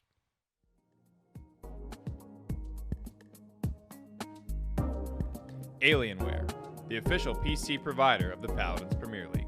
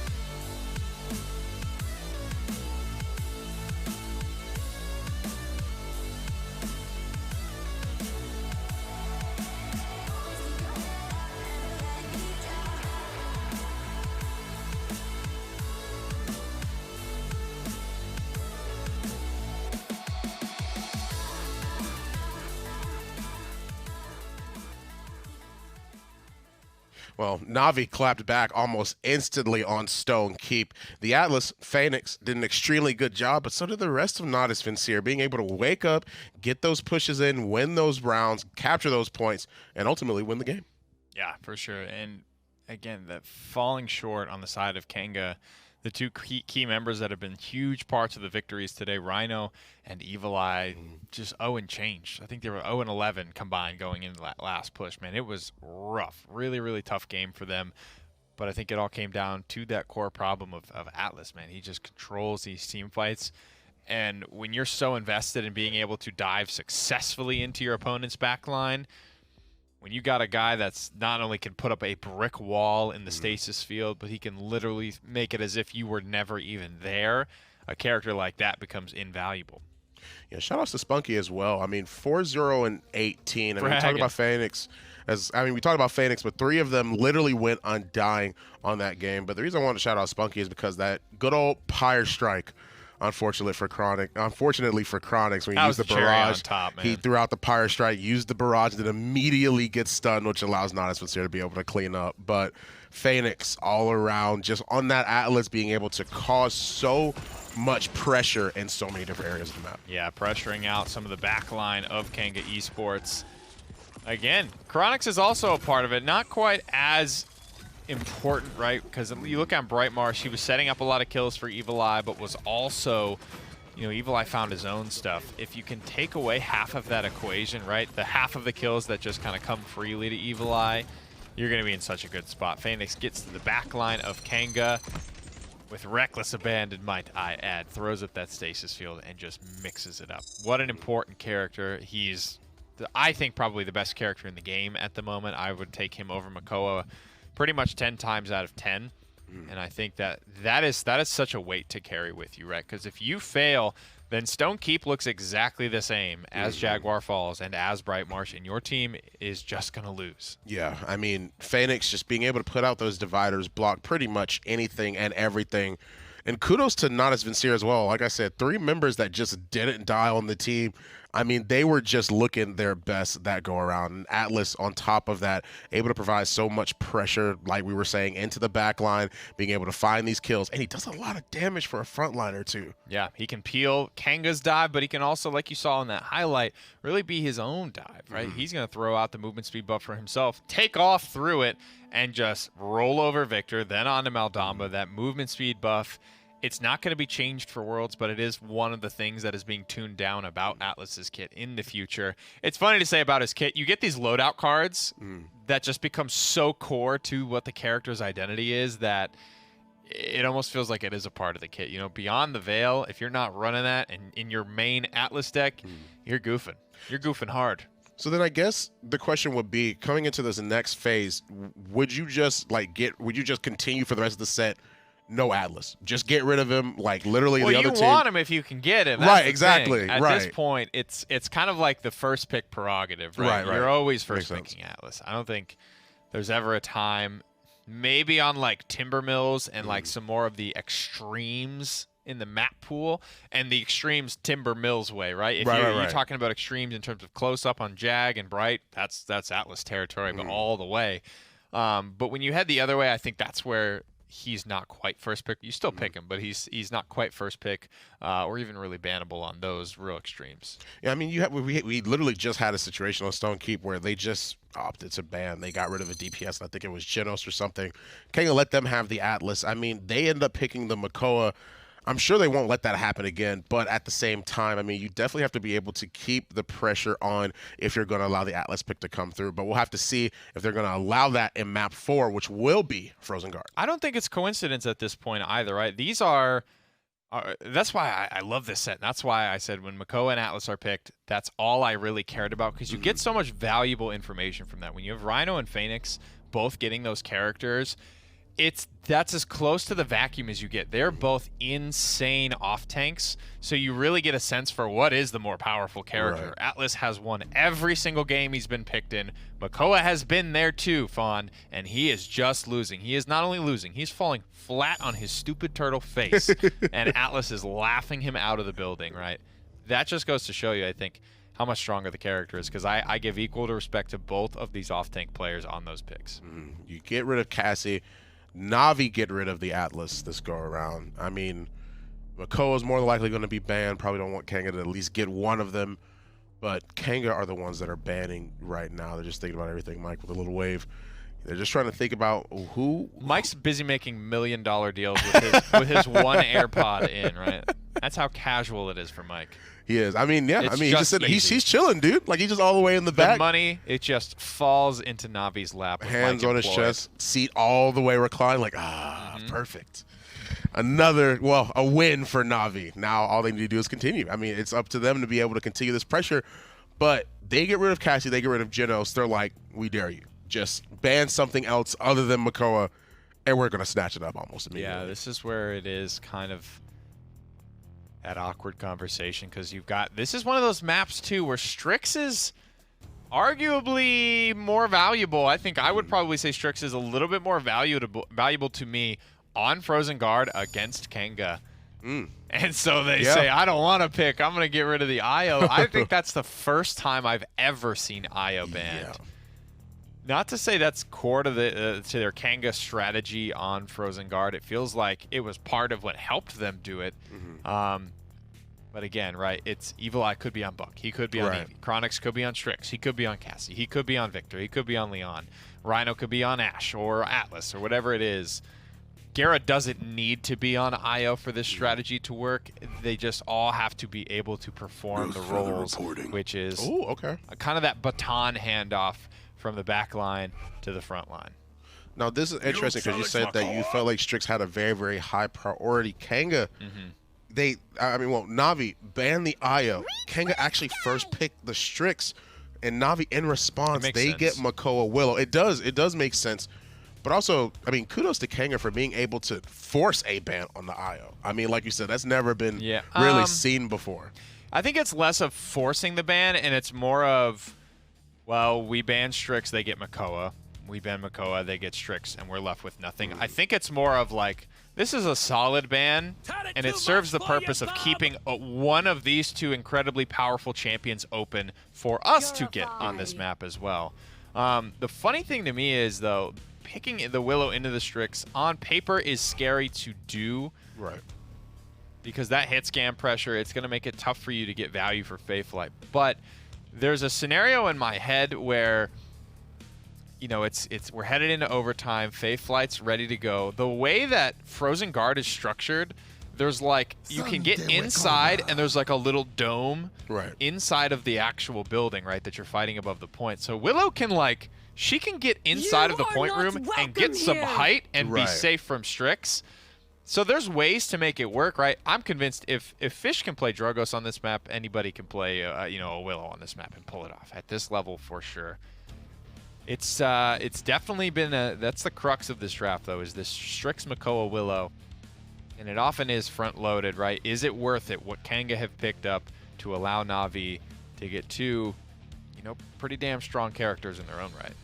Yeah, I mean, Kanga are really taking the time to consider who they want to round out their draft with. They're hovering the Maeve. They're thinking about who they want to be for the last two picks. Barrack, Strix, Furia, a potential Khan, a potential Maeve. How do you feel about that into the comp it is that Na'Vi already have? I actually think it's a pretty good call, because right now Na'Vi needs something else, it feels like, to be able to get to Strix, right? If you're either banking on playing entirely out of line of sight of this character, or you're finding a way to dive it successfully. Because the other outcome there is you're playing in line of sight, not diving this character. In which case, yes, the outcome is very predictable. You lose. You lose in that outcome. That is not one that you win. So I think Kanga do a good job at taking away one of the primary flanks that is viable on this map. Not to say that Eevee isn't, but I think Maeve is probably a little bit better at the moment, and I think you're okay with Na'Vi having an Eevee. They've already got a Willow, so they don't really want to run Willow Eevee if they can help it. But it looks like they have no other choice. Yeah. They need something to get to the Strix. Makoa oftentimes can't dive on his own super successfully, right? He can't walk in, get the kill, and rewind out like some other character in the cast might be able to. Cough, Atlas, cough, right? So he needs somebody else to be there with him, or else he's just going to end up dead every time. Yeah, I mean, I'm a fan of Kanga's draft. I'm a fan of Na'Vi's draft too. I mean, this literally could go either way. With how close the game has been so far, both teams are looking really, really good. We got a 2-1 score already. We're going to throw it right down to the caster so we can just get right into it. Right, you are, Fawn, and now is the time where Kanga need to pull back that momentum and keep things going in their favor. They're going to pick up the Strix one more time, this time on Frozen Guard. And there's always the potential that Chronix just kind of pops off and wins his team the game. Yeah, and kind of forcing them into that Willow Eevee is a really interesting idea by them. That very late Maeve kind of punishes Na'Vi a little bit. Sure. Maeve a little bit better at crossing that gap once you have that midnight. Do that, use that, get you that ground covered. Eevee kind of has to do it on her own. She has the ability to blink blind from cover, but she's blind too. She doesn't have the same information that Maeve might be able to get through midnight. It's true. I think Kanga will be happy that they were able to pick up a little bit of that added benefit later on in the draft. One more swap. It's going to be Lazy on the Inara this time, leaving Jules on the Barrack. And I imagine, I don't know where else you would put your Strix, but I was gonna say, imagine Chronix is going to kind of hang back to the right-hand side over there. And normally, it seems like it's going to be this time kind of countered out by a couple of members of Natus Vincere. Do get a Makoa this time for Na'Vi, but a bit of a mismatch now, potentially, with Rhino being on the con. No Atlas this game, and to get aggressive, Ninu, the one and only kill for Natus Vincere before Lazy grabs one as well, but a shell spin out from Phoenix. He's just going to move forward, counter out some of that percentage for Kanga. But the Pally Ruse running away with fight number 1. I think Mutu actually tried to flank. I think he went all the way around on Mount as Willow and ended up getting 1v1 by Evil Eye back there. That's what it seemed like. I saw someone on Mount flanking around on the side. Rhino very deep, does get picked off. Capsule going in. Good positioning by Chronix. This is going to be making it very, very difficult for Na'Vi to have a longer point fight here. Phoenix knows it, I think, but all eyes are on the point for Na'Vi. No one's really focusing on the side. Finally, Phoenix goes over, but was it in time? And so many people crossing over through that mid get plugged by Chronix. Now you're kind of fighting at half health for a lot of members. Mutu with an important first kill onto Gera.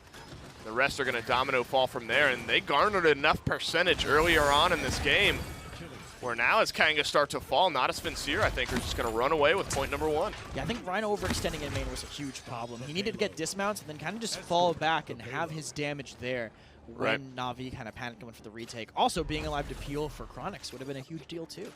Gotta say, though, this is going to be a very difficult push for Na'Vi. I mean, into a Strix, into a Mave, constantly spamming down. It's tough, and it looks like Kanga actually want to do that forward zone. They want to stop the card kind of early. Rhino's alone, but if they can push in main fast enough, I think they can make it happen.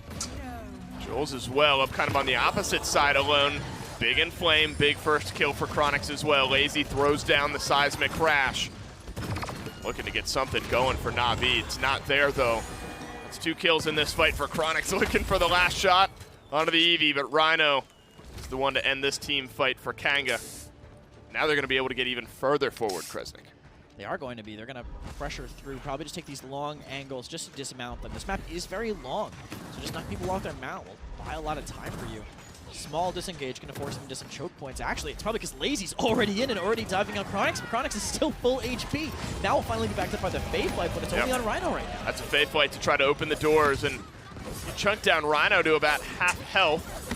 Phoenix actually is the first blood in this engagement. Kanga are able to kite backwards, grab themselves the kill. A Dread Serpent from Spunky, maybe for a little bit of peel, but he ends up slithering away as well. To use the Fade Flight, the Dread Serpent, and the Seismic Crash just prior, nothing is coming up for Na'Vi just yet. Finally a kill onto Joel's, but I think I might immediately be traded. Mutu's so careful with this life, but a great shot through the air by Chronix makes it an even trade, and that's such little value for Na'Vi with these ults. And this is dangerous when you get to a point where finally Lazy gets the kill onto Chronix, but Chronix was kind of standing there free and clear. Let's point out that Lazy got the kill on Chronix too, just walking all the way over. And somebody had to, I guess, because Chronix was starting to run away with that fight, and Kanga's still better off here.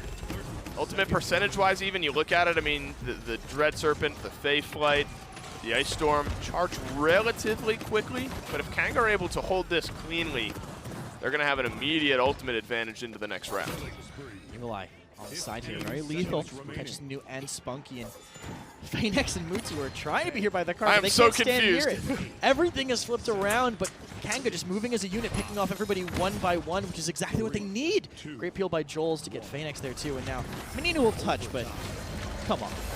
There's a very long time for this card to go when it's an OT, especially with shots like that connected from Chronix. Kresnik, with words like that, you're just teeing up the longest push in Frozen Guard history.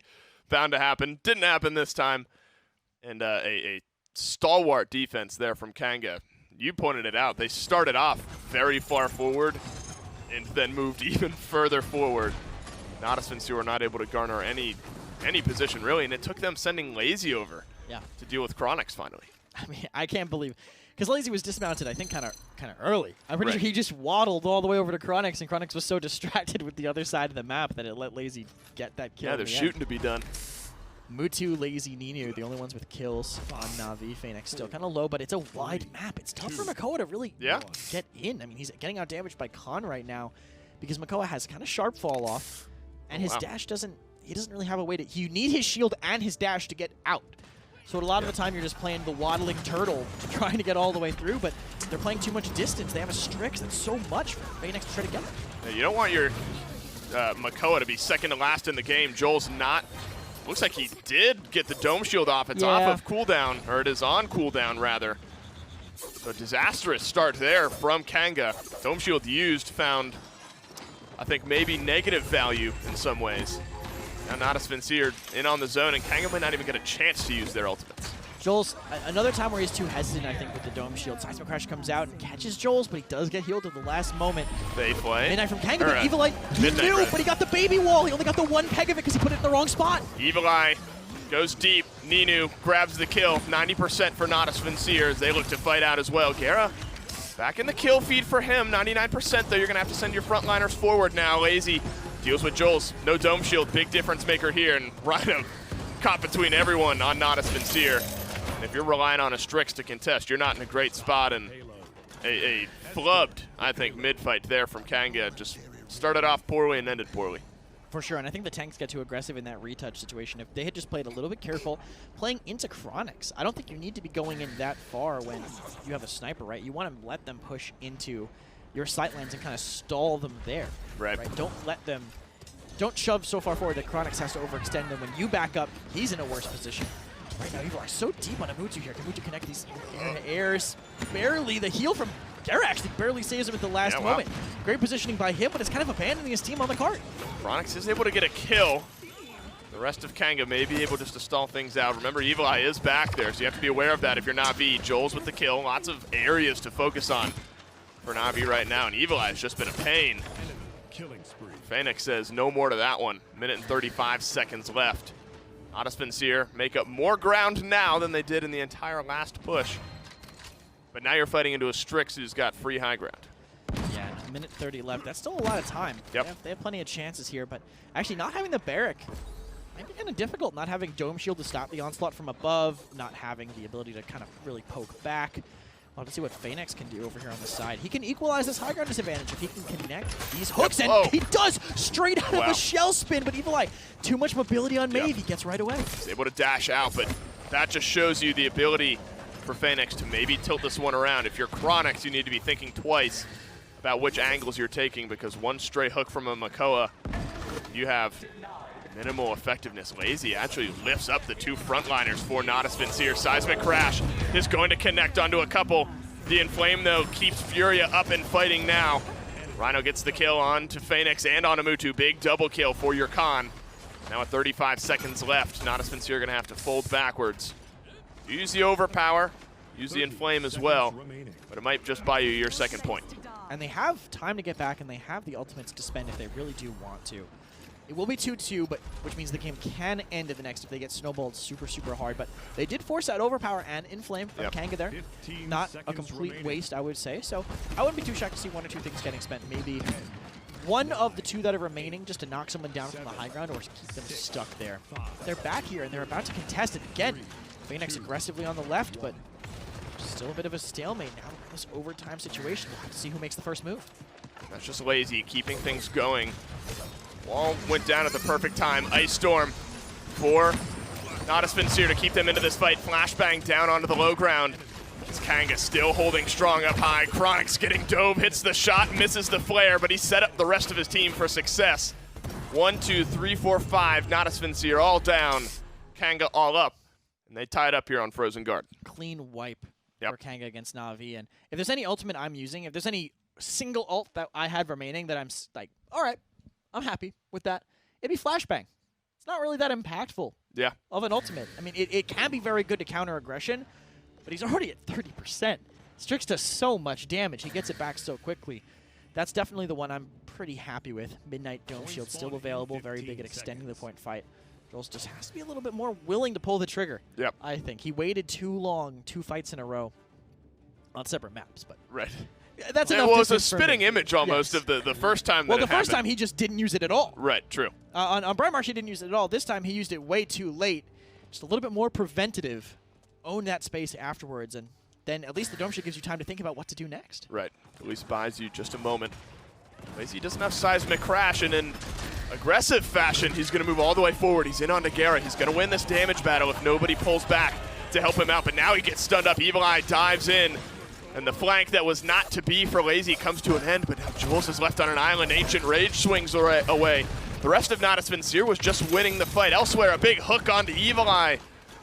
And another mid seems to start off in Navi's favor. Honestly, that mid was props to Caught 3 for winning that mid because every single person that got hooked got healed, but it did nothing. Absolutely nothing. Overpower finally charged back again to deny Phoenix, but Lazy's gonna block it. Oh my! But Lazy lives 2 on the very edge of the outside of the fence. There's no way they could have seen that coming. They staggered him just a little bit too long. You have got to be kidding me. Lazy jumps in the way and blocks off the overpower. Natus Vincere.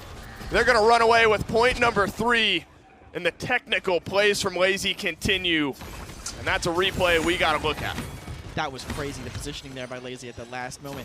They wanted to stagger Phoenix, but honestly, I didn't even think that was the right call. They had to get back to that fight quickly, and everyone was kind of sitting around. Rhino, like, great job. Yep. You've overpowered. Excellent. Excellent. Fantastic form. And it gave him too much time for Lazy to come back in and body block that. And now Kanga, again, another lost mid on the back of maybe just a small little misplay. Yep. Navi are too good to let those things happen against. That, I mean, you could see the silhouette just sneaking through from Lazy. Again, there's no way Kanga really would have known. Natus Vincere actually won that mid fight with relatively no ultimates. They have 4 now that have come up in the meantime. So be on the lookout, although Kanga are going to keep this defense in their favor with a big win here. And, you know, the double blaster seems to be working here for Natus Vincere. They've had to kind of fight tooth and nail. They got the lead here with a chance to win. I think the Makoa is a huge part of it, too. Phoenix getting so aggressive that Ancient Rage has bought them a lot of space, multiple mids in a row. Blaster, though, AoE kind of making it so Kanga can't really group up, and that kind of seemed to be their MO in some of the earlier maps, so it could just be an adaptation that way, specific for this map when you need a strong flanker. They make it around, back to the objective, kind of just ignoring Kanga, but a lot of distance between them and Chronix, and that sniper has no fall off. Nearly. Evil Eye may have been able to make it up anyway. Ninu's Ice Storm is going to grab that kill. Joel's now going toe-to-toe with a couple members of Natus Vincere here. Into the rocket boots, fail-safe triggers. 38 seconds left now for Kanga to defend. Rhino has been phenomenal throughout this game for Kanga, and one more time is going to help them on the defensive end. Good shield to block off a lot of that damage. Contested, 25 seconds left. Kanga do not want to give up any ground. They want to charge their ultimates here as well. Jules ended up getting hooked off the edge, by the way. As that fight went on, Phoenix did finally connect that off-the-map hook to find that pick. He immediately traded his life for it, and they have defenders spawn advantage on Kanga's side, so not a huge trade. Both players basically back in now, but Kanga have to, Navi have to get through this very difficult choke point with the Strix on the other side, and Evil Eye willing to pounce at any time. And the tanks can't really get off the cart, so they can't do that kind of cheeky play they did last time when they both climbed up to the high ground. Yeah, there's no room for error here for either team. Kanga with a game to save, Navi with a game to win. How much do you spend is the question. Kanga might be forced into just extending this game with a couple too many ultimates. Inflame at least will be used, as well as the Midnight. Natus Vincere have to run all the way back, but they're going to answer back with a Dread Serpent and a seismic crash of their own. Phoenix finds the first kill. Flashbang rings down, and it's Lazy who's fighting from the payload, stays alive. Joel's easy on the trigger this time, does drop down the dome shield. Everything used except for the Ancient Rage, and we're going to a 0.7. And that's spooky. That is a spooky ultimate to have. Yeah. It is the perfect month to have such a scary ultimate on the other side of the Pretty map. spooky for me. This is that perfect save at the last moment. Oh, man. And he lives Oh, on just no. the edge. That's so crazy. What a misleading fence. It's like 2 feet away from the actual edge of the map. Yeah. No, it's definitely a little bit unsafe, I would say, right. having that fence there with that much space after it. Too many people might want to hang out on the other side, but Lazy perfectly mounting back in, getting that block in time. I can't believe they staggered him for that long. Look at the KDs, and you'd say that maybe Kanga's having a better go of it. Now they have a lot of deaths across the board, but They've been on defense a bunch, I guess. yeah, they have been, and that's kind of what's giving it to their side. But Navi are just winning the objective for, and that's what matters. Lazy's Master Riding gets him so far in, and with Ancient Rage still to back it up on the other side, this is already a rough look for Kanga. Lazy has loved to play this way in this game. We'll send him forward to lead Phoenix back. Joel's actually maybe with a chance to catch out Mutu. That's a big trade here for them. Remember, Ancient Rage is up. It's the only ultimate readily available here. Can Kanga push this 4v5 advantage? They have some low health bars, so they have to play carefully. Ancient Rage used from Phoenix. Is he able to find some value from it? He does get the hook, but Ancient Rage is going to time out if he can't hit this last shot onto Evil Eye, who now has a double kill in this fight. Suddenly things are looking great for Kanga and disastrous for Na'Vi. Kanga just mirrored Na'Vi with the point tank aggression, sending Joel straight into the back line, finding 2. That's so many kills for Joel just in this. Do they have the ability to zone them out and get the dismounts here? We'll have to see. They're not overextending this time. This is good. This is so much safer from them. This could be what changes that previous zone into a potentially map win.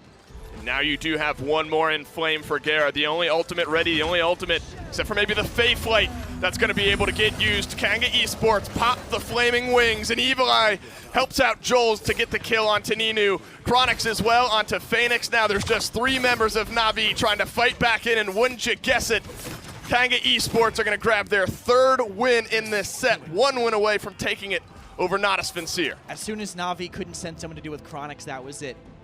There was nothing else Unreal. they could do. Strix free firing back there, such an influential character, plus being boosted by an Inflame. That's an insane amount of damage, and that's too much, even for an Earthen Guard and Nara to be able to walk away from. It's been an interesting kind of dynamic, and maybe it's just my hourglass on this game, but I think that it feels at least like they've been sending Lazy forward a little bit more often than they have with Phoenix. That's been kind of the plan, right? And that's what Kanga mirrored in the last mid. Both point tanks just ran into the enemy backline. The off tanks were trading on point. Joel's Barrack does more damage. That ended up kind of being the turn away. He has more mobility, more damage. Lazy was in front of mine, just kind of going, just dancing, distracting them, and Joel's was just fragging the backline. And I think that's big for Joel's. Again, it's not that he had a bad game, but, you know, some dome shields maybe giving up some points for Kanga. Helping your team to win this one on Frozen Guard, now 1 point away from taking the set over Na'Vi. I think that's big for Joel's. Find out if they can do it in just a minute. The Paladins Premier League is brought to you by Evil Mojo, developers of Paladins.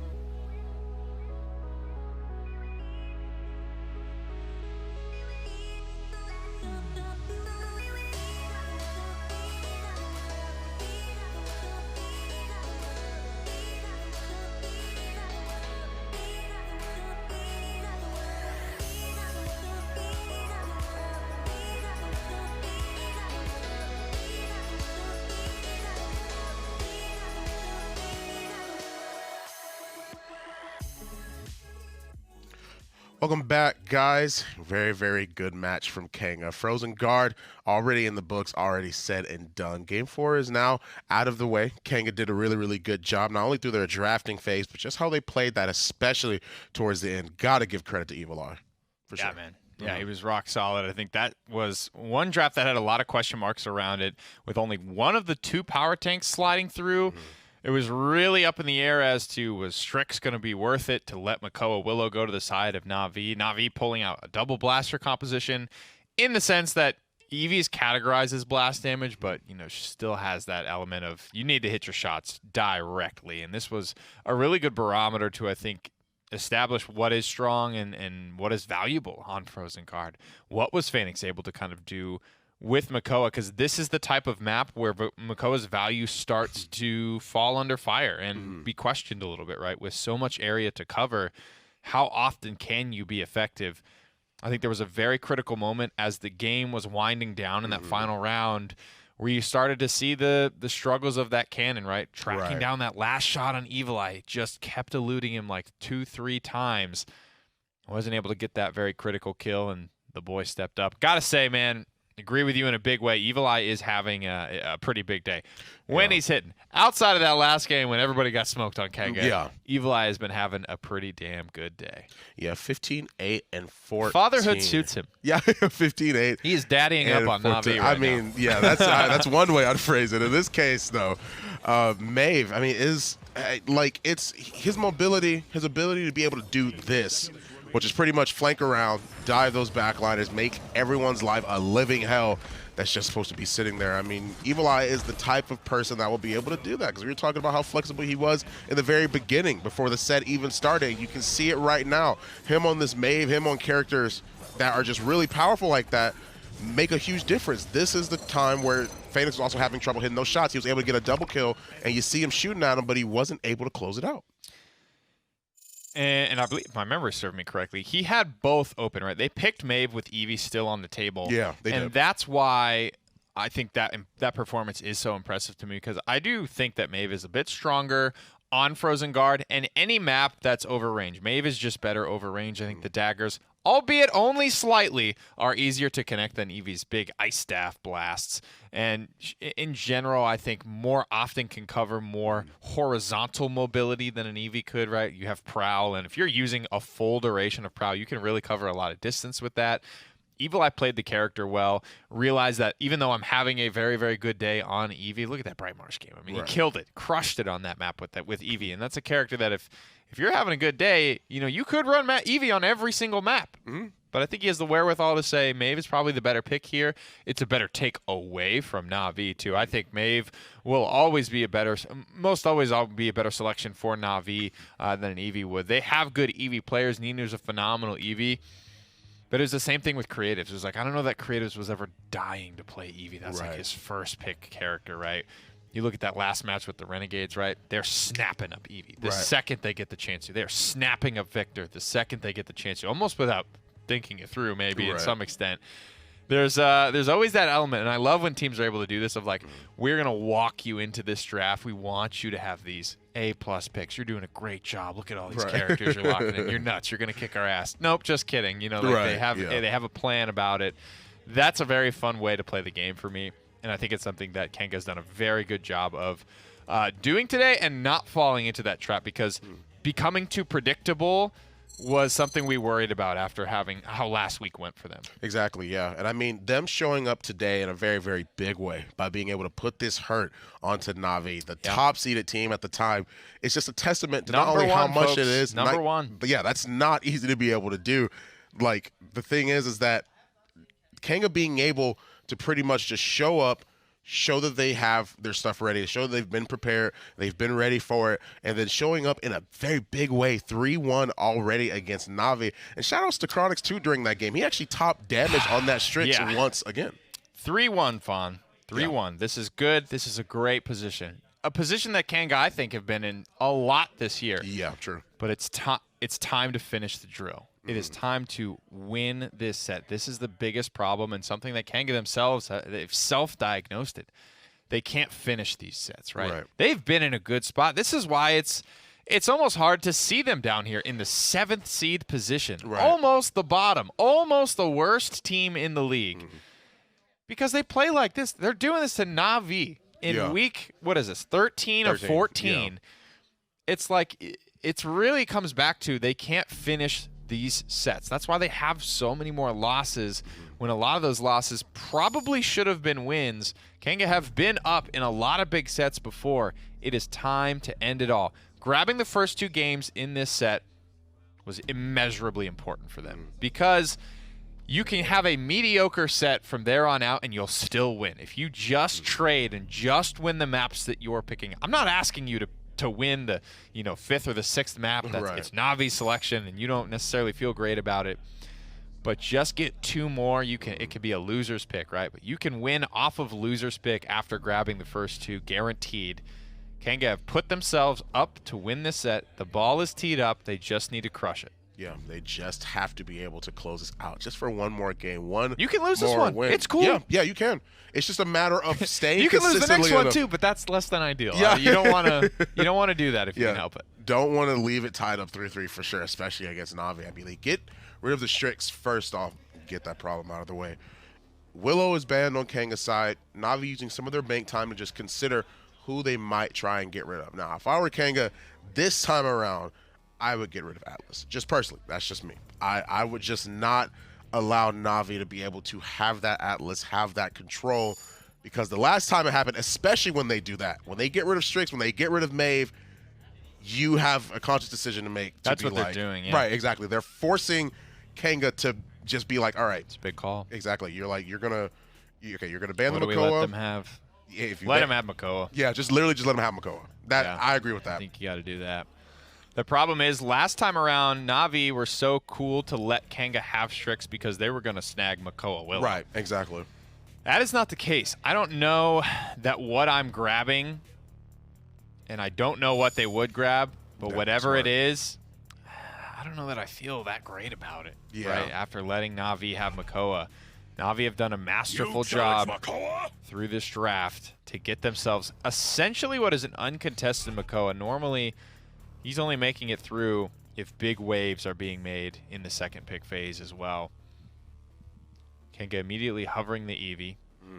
With Maeve gone, I think I like that call because that's really where Evil Eye's been super successful today. But now what does Chronix play? Cassie's still open. Both kind of off tanks, the standard off tanks, the Ashe and the Khan are open.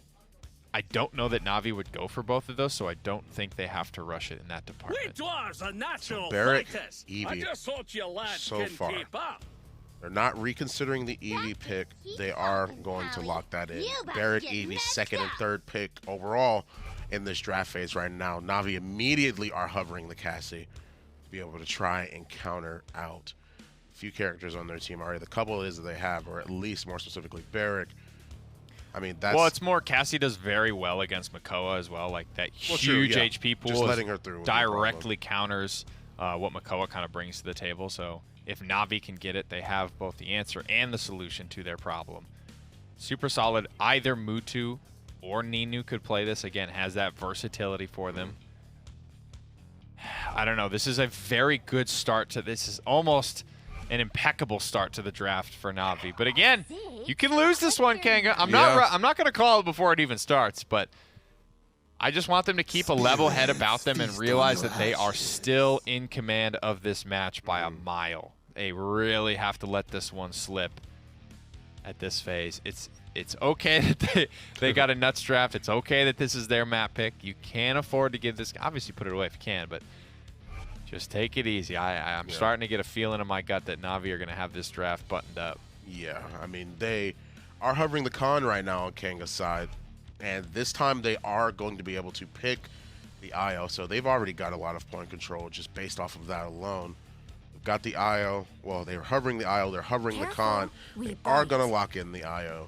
Khan still being considered, but more than likely going to be locked in at this point. He is for Kanga's draft. Navi still needs something to blast with. Willow's off the board. Drogoz isn't hugely contested for on this map. There's still a Leon potential on the board for Chronix. I think Victor was the right pick on Stonekeep. I don't know if I'm in love with a Victor pick here, just because you are so susceptible to that dive from Makoa. Victor is much easier to hit with a hook because he doesn't have that quick burst mobility, right? He doesn't have the dash. He doesn't have the blink. You're moving faster while hustling. But ultimately, it's not going to be left up to Chronix. Navi snatch both Cassie and Leon. Strix is banned. Chronix has to reach deep here. Maybe Shaw? I don't know. Maybe. I mean, Shaw's what they have, the Kinessa. Honestly, Is he actually? Okay. But we've seen the Strix on here before too, so I mean the Kinessa Hey, man. sort of makes sense, I guess. This is I gotta back up what I was preaching earlier. This is not the standard character, but it will serve the purpose that the Strix or that Leon Victor, it'll serve that same purpose that Chronix he's been tasked with, right? He has to do X. Whatever character you do it with, fine. Evil Eye has to do Y. Whatever character he does it with, fine. And then finally, that win condition is capstoned by Rhino. Whether it's Ashe, whether it's Atlas, whether it's Khan in this case, whatever he has to do it with, that's fine. But as long as everybody can do their job, I'm not voting against Kanga. Yeah, I'm not either in this case. I mean, they were looking pretty good. Let's Game go. 5. Let's get it. Kanga, 1 win away from taking the set over Na'Vi. A lot of people, Kresnik, had kind of 5 games predicted for this set. But for Na'Vi and not for Kanga, there's always the potential, that they take a map or two. And now the issue is, can you jump over that Kanga hurdle of finishing out these close and contested sets?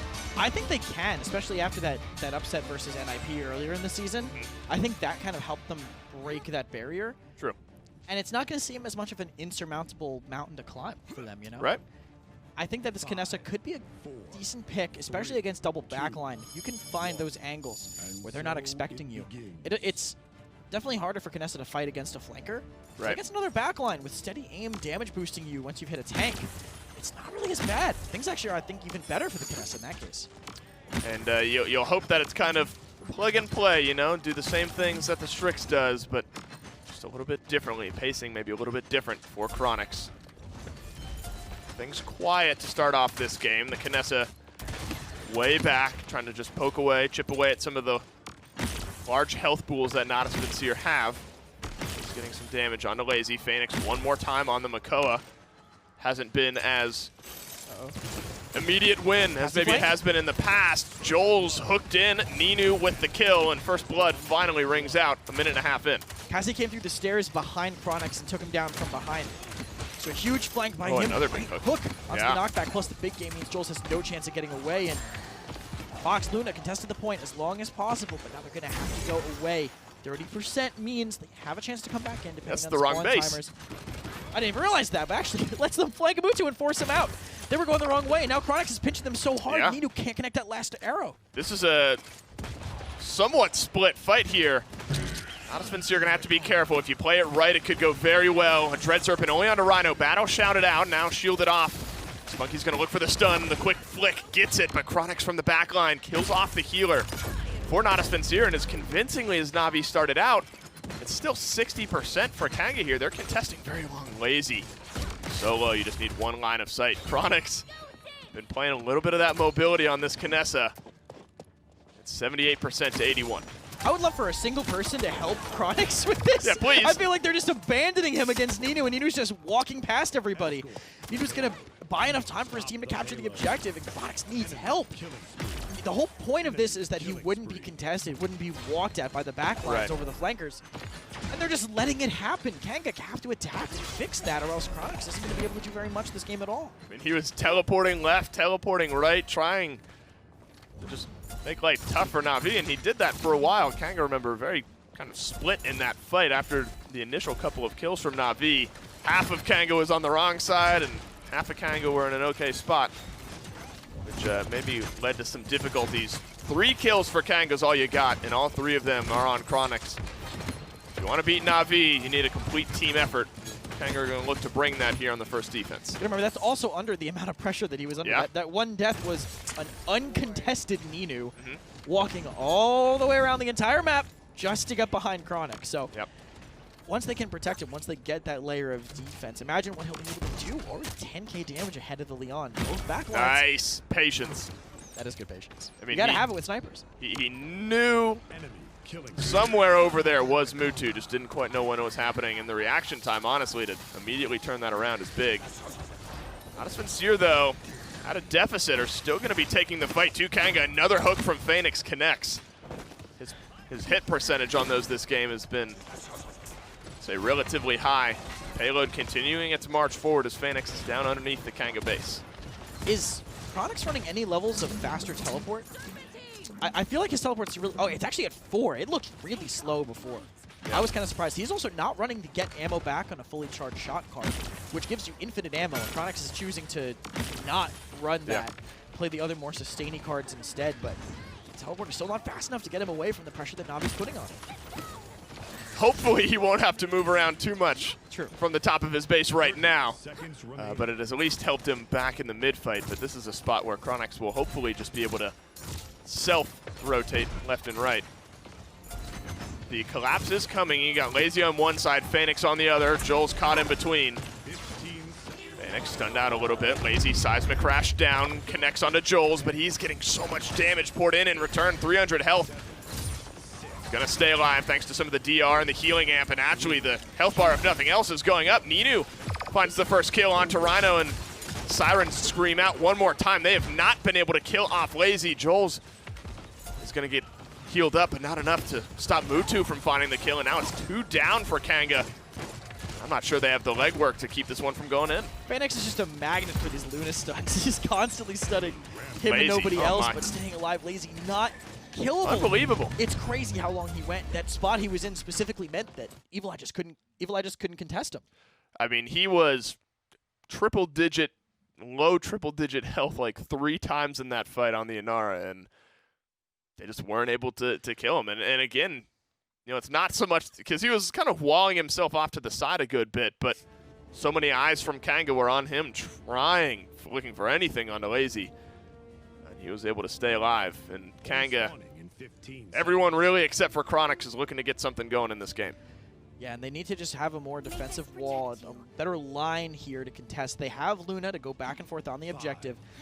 Big game plus Bulldozer up on the other side, so it's going to be very tough for the Fox to contest for too long, but they can at least buy a little bit of time for Chronix to find something. We'll have to see how they do this, how they decide to use that Be Gone, too, because I don't really see a lot of angles on this map where you can get too much out of it. Might just have to be disengaged. I guess there's a world where there's I guess not. I was going to say maybe a sneaky well shot, but I don't know where it would stop the momentum there. Good overpower onto Spunky. Let's see if Kanga can maybe make some good on the 5v4 advantage, and with the healer being down for Natus Vincere. Now you're going to look to chunk away those health bars, grab some kills. Evil Eye's able to do so. Finally, Lazy dies for only the second time this game. Dome Shield used this time from Joel's, maybe to just zone out a little bit, and Kanga Esports are able to push forward. Is Chronix up on their high ground? Did he blink forward or is he on the low ground? Okay, he stayed on the point instead to fight them. Double headshots. Headhunter used it, actually forces out the Ancient Rage. Be Gone can't do much of anything, and the Dread Serpent might actually get Evil Eye caught out here.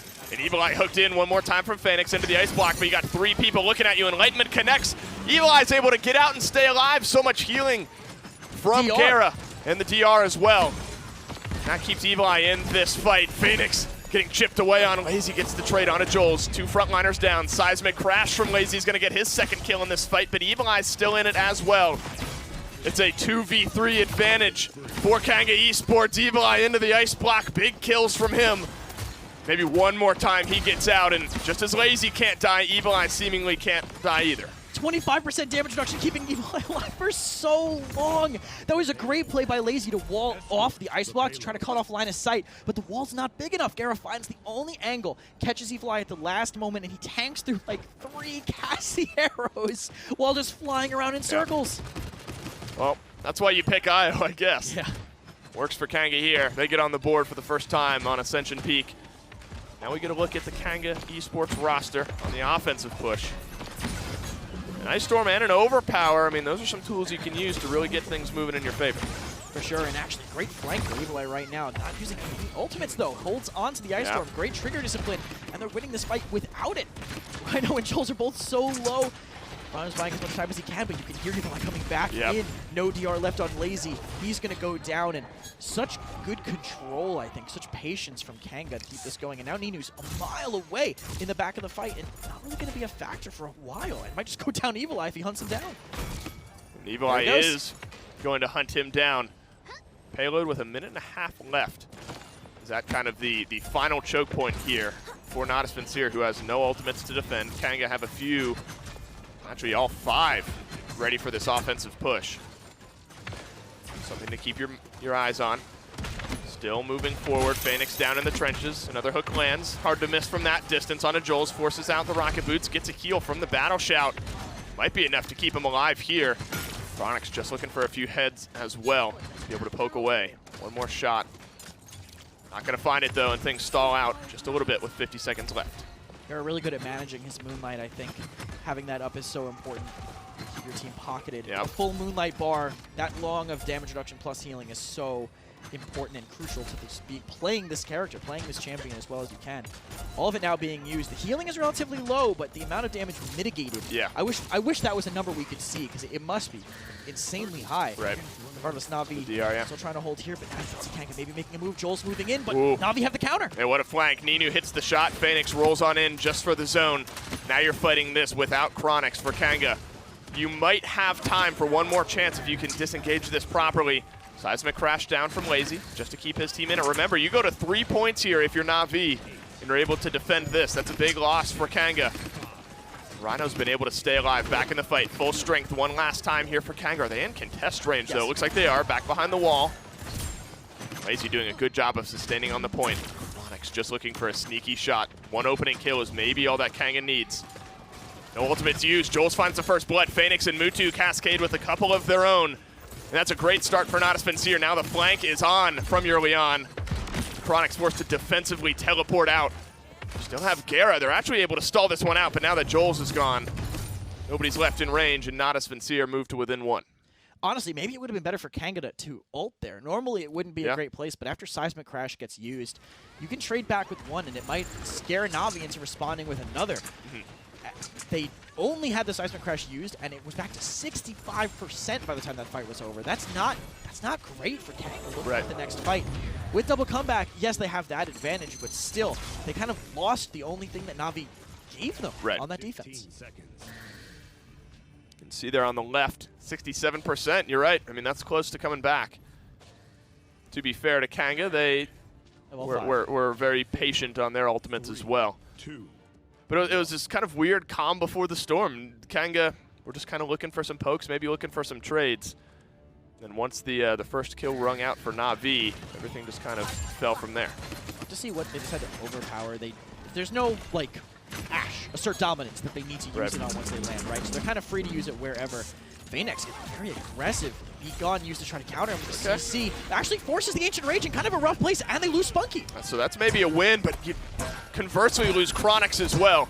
So it's a 1-for-1 trade. Ancient Rage is going to time out. Bought some zone, but not much else. Rhino into the shield, stays alive. No battle shout for him. Ninu's going to capitalize and grab a kill, but it's another double kill for Evil Eye on this Evian. One more shot away from 3. Could make it 4, and he does. And Evil Eye helping Kanga run away with this mid-fight. They got fast cap, and they got the zone. This performance from Evil Eye is crazy, considering what he's playing into. I mean, casting Leon, those are two characters that we say traditionally do very well into Eevee. Yep. And he's just walking all over them, I feel like, in these mid-fights. Unable to deal with his pressure. Lazy gets the touch at the last moment, does have the DR. But the zone control is really solid from Kanga. As long as no one gets onto Chronix, this is actually looking pretty good for them. Dread Serpent onto Evil Eye, though. He's helped you win this mid-fight. You're not going to have him to try to secure it, and Ninu as well with a kill. Seismic Crash drops down. Now it's just Joel's and the Fox trying to keep Natus Vincere from gaining as much percentage as they can. No fast cap for them, only 27%. A chance to fight back in for Kanga. Only ultimate in the game, though, is Scout, and could be a big difference maker here. That's a huge difference on a retake. You have no way to sneakily touch the point. You have to do it in front of them. You're going to get focused if you're the most important target. Evil Eye now, I think he just used Ice Block defensively, so now he won't have it to get a free touch. And Phoenix with a perfect hook! That's the only person they needed to touch, and now they're forced to send Rhino in. Yeah, Kanga going to have to move forward here. Phoenix, big hook, big kill. Rhino trying to withstand the damage. Commanders grab in, not enough. And Kanga Esports, after a well-fought final mid, are going to drop the game to Na'Vi. We're going to a game 6. Great by Na'Vi there. Adaptation, I think, kind of choking Kanga onto this Kinessa pit. Yep. They felt like they needed a sniper. Both of Chronix's main backlines were kind of taken up by Na'Vi, and the draft ended up being pretty solid. Looked rough in the middle, but they kept finding those openings to get onto Chronix. I don't know if you noticed, but in that last fight, Ninu was literally on Chronix. Right. Walked all the way around the back again, up the stairs and everything. Yeah, as uncomfortable as you could make Chronix, seemingly a good thing there for Natus Vincere. I'm tentative, though. I mean, I think if Na'Vi win game 6, I think it might just be theirs to lose in 7.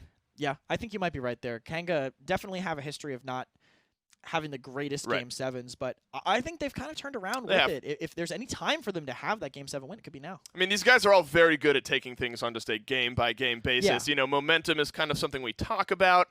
you know, whether it's just emotions, negative, positive, maybe making a difference. We'll have to see if we even get to a Game 7. Kanga still with a chance in 6 right after this break. SteelSeries, the official peripheral provider of the Paladins Premier League.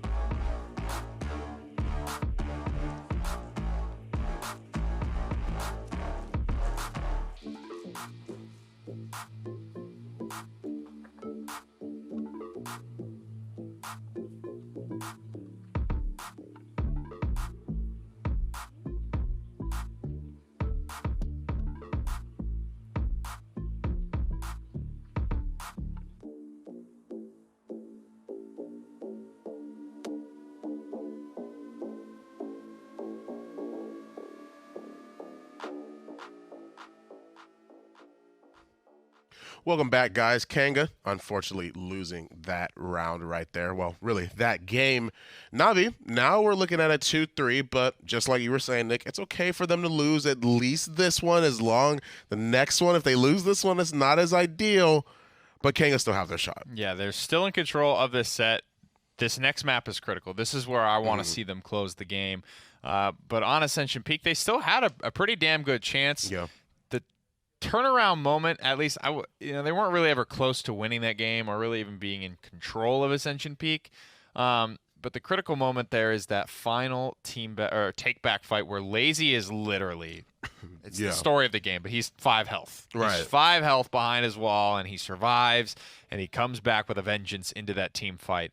That was the problem. Lazy, I mean, he just owned on an R this game. Staying alive, knowing when it's time to get on the objective, when I can retreat.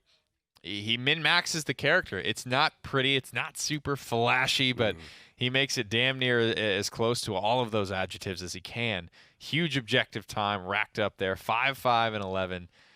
Stellar performance from the NR, but that's kind of what we've come to expect from him. Right, and it's interesting because of the fact that, I mean, Lazy did so well, just like you were saying, but Kanga's slash lines aren't that bad either. I mean, it goes back to what you were saying about how it was a very, very close match. It's just that when you That's how you know the point tank had a good game, right? When you have these crazy slash lines, but it felt like you kind of got smoked in the game overall, like I said, it never felt like Kanga were in control of Ascension Peak. They had their one payload that they got pretty much due to comeback mechanic, and everything else points back to Lazy, right? When it's this type of game, the numbers look good. Where did it all go so wrong for us? If you're a Kanga fan, you know it's Lazy. That was your problem. Right. This man just never, ever died. I mean, you saw it too. I mean, like, he was still on the point, but you even saw, like, in one of the replays, how he was, like, coming back to where the point was, meaning he had already pushed out, already super aggressive with the rest of his team. Then when the replay started, it was him just coming back. All right, I'm back on point, so on and so forth. And he was able to start that story, the story of the aggression that Navi had, and just carried that on throughout the game. And the rest of Natus Vincere, they just filed in line. That's the instinct that takes you from a good point front line to a great one, right? Is when you're on the fight, when you're on the point and the fight is happening around you and everyone is just trying to beat you down, that's cool. That's your job, man. But when that's not the case and the fight is kind of happening around you and your head's just kind of on a swivel, you're on the objective, but you don't feel like you're really the center of attention, that's when you got to step up and be a tank. Lazy does a good job of moving off of the objective, getting in somebody's face, 1 or 2 people, I don't know how many it is, but he refocuses the center of attention onto himself, right? He's got that big ego, right? He hates to not be the center of attention.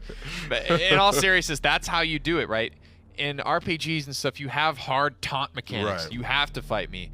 It's not the case in an FPS, man. You have to be so in front and so involved and so in the spotlight and such a problem that you leave that human being on the other end of the computer no other choice but to deal with you or die. Right. I mean, Kanga, Na'Vi starting off the draft with a Cassie and Atlas ban. Now, here's my question to you. They ban Atlas first. The second ban, can you potentially see an IO ban once again? Or is the Makoa just, it depends on what Kanga bans, of course, but can you potentially see the IO ban? Because it's Fish Market, it's Kanga's map pick. They are known to bring out IO on this map, for sure. Yeah, for sure. And this is a map where it's even less because it wasn't a throwaway ban on Fish Market. I don't really have a word for what that type of ban is, but it's just a solid ban. That's something they can get rid of, that isn't useless, that serves the purpose of keeping things open for you, and making your opponent make the decision. Now, Makoa is still open. You have to look at what else is open, though. Again, that's why I was so worried about that Na'Vi draft on Ascension, because it felt like they got it uncontested, right? Kanga didn't get to respond with Strix Willow. They didn't. You know, when Na'Vi let Strix through to Kanga, they did get to respond with Makoa Willow, and you're just like, well, okay, that's probably worth it. You know what I mean? Like, this time around, if Kanga snatch up Makoa, I think Strix is super worth it on this map, right?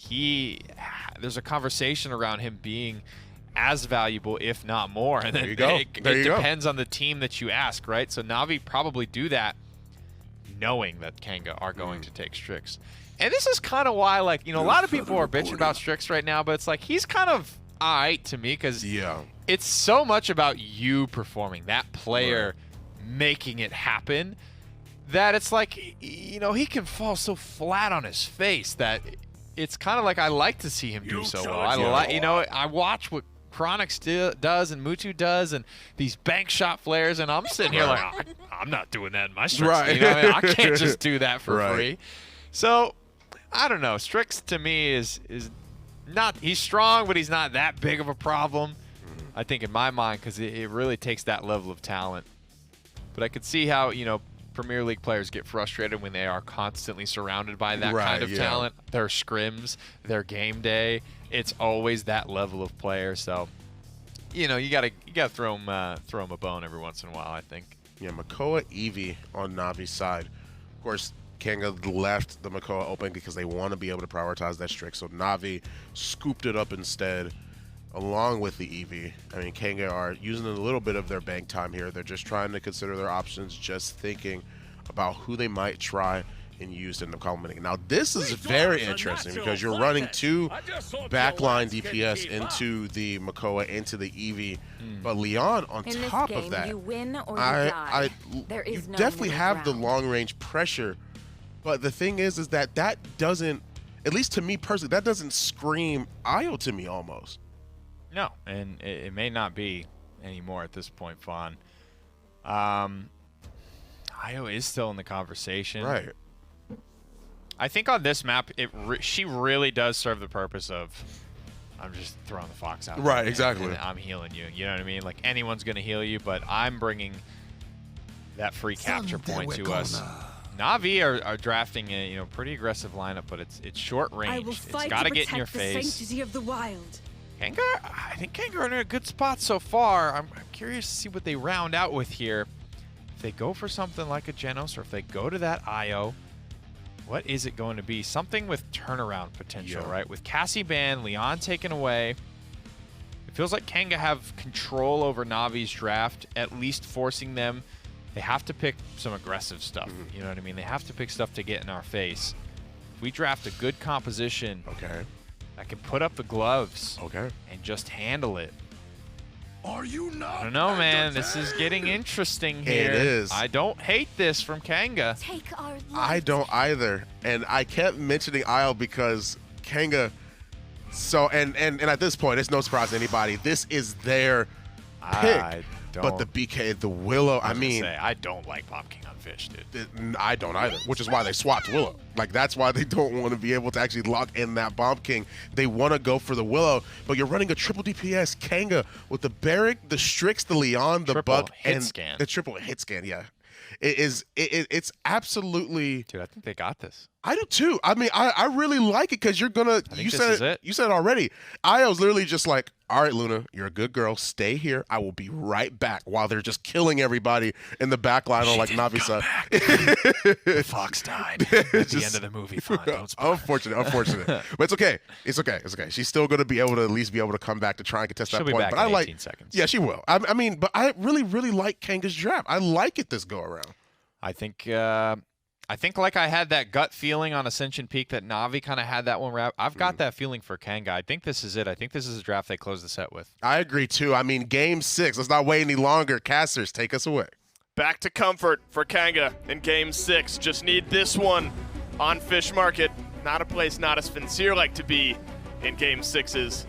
That's where they got to play, and they're doing it against a pretty potent combination for Kanga. That is I gotta say, it's a great draft in this PPL game, but if I was like picked my character and then tabbed out and then tabbed back in and saw this, I'd be like, yeah, I'm in for a game, aren't I? That's true. I'm in for one hell of a game, and clearly we are, requires, but in a much like different way here right. for Kanga. 'Cause this is a very all over the place kind of composition, I feel. At least with the Buck, he's gonna have to wait on the side to punish anybody who tries to get on this Strix Leon. They're gonna have to set up that defensive line even more so on this map, I think, than on Ascension. And look at you already see the health bar for Eevee is immediately at about half. Whether that's a strict shot or a full rotation from Rhino remains to be seen, but Phoenix not where he wants to be. Lazy does flank around the back and gets the kill onto Gera. Still, it's Kanga that are starting to run away with the first couple of kills. Restore, not enough. He did it in the dead zone. Into the dead zone, you're right. Lazy was aware enough to be able to pour in the damage there, so maybe a bit of a blunder, but Kanga still getting some good trades, but Mutu another good play on the Willow, and suddenly Natus Vincere pull this one back. The control that Mutu's having right now on this map that's almost exclusively flat is actually kind of crazy, I feel. I feel like he's done so much gameplay-wise already to Kanga that they really don't have an answer for. Another flank, too. Burns down Joel's, no tank, 45% left. Oh, big hook. Plus a great hook onto Gera. This is staggering this so much. Lazy has 3,000 more damage than Chronix. I mean, they have just sent the front lines forward, and it's been hook, damage, whatever it is. Lazy's been the one finishing it off. 4-0-2 for the Inara. And, you know, Fish Market, maybe not quite as unforgiving as Ice Mines, but definitely a map where if you can't move forward right here, you're not getting back to that point. Yeah, this hill is such a lethal position, but on both ways, whoever controls it completely owns the space, and Chronix just completely owned Mutu. Nowhere to run. Headshot rings out onto him, and now Kanga has something they can push forward with.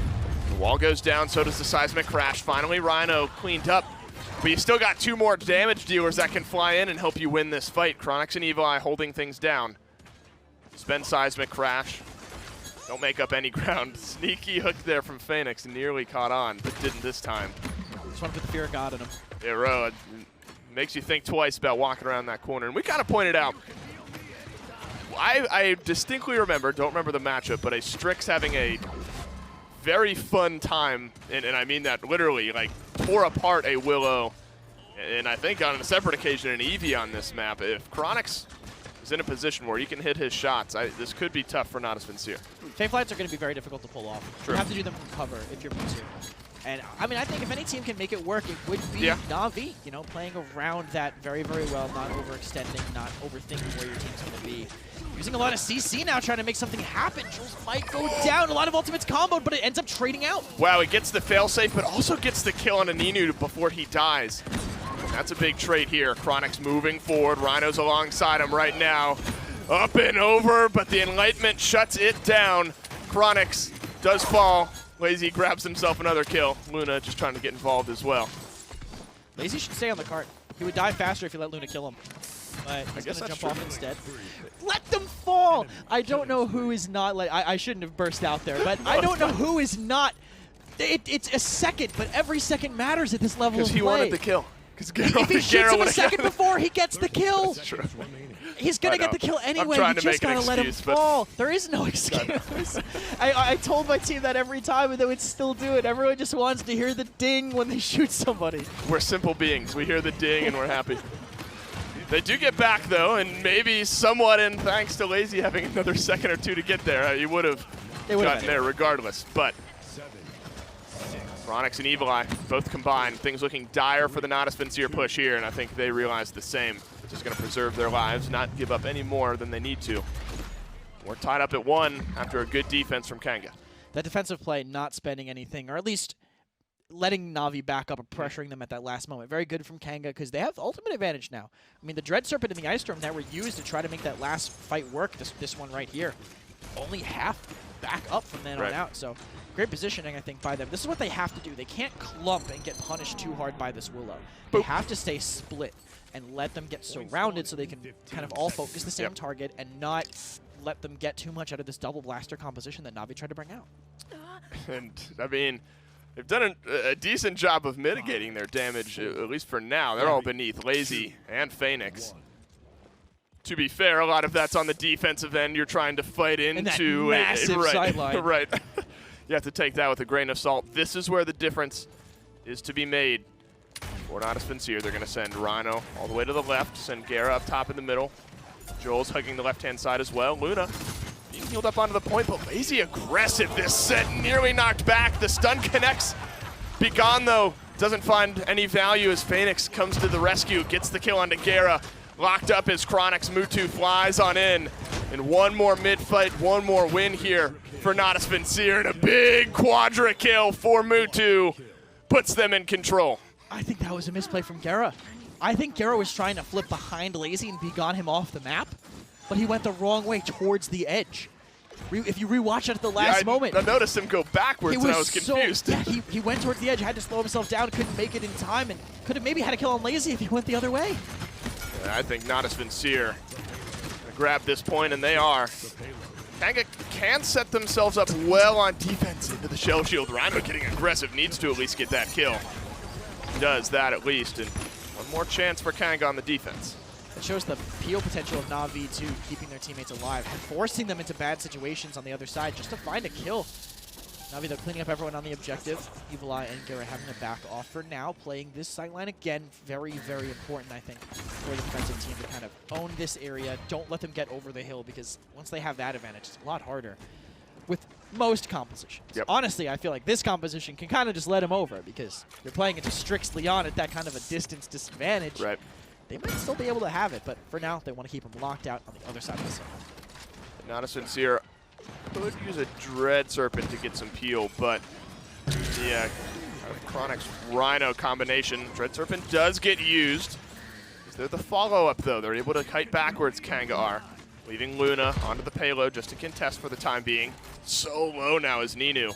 Nobody's there to find the shot. Kind of a spread defense here from Kanga. All angles covered. They're holding back, and that's what they have to do. They have to surround. That's how this composition is going to win.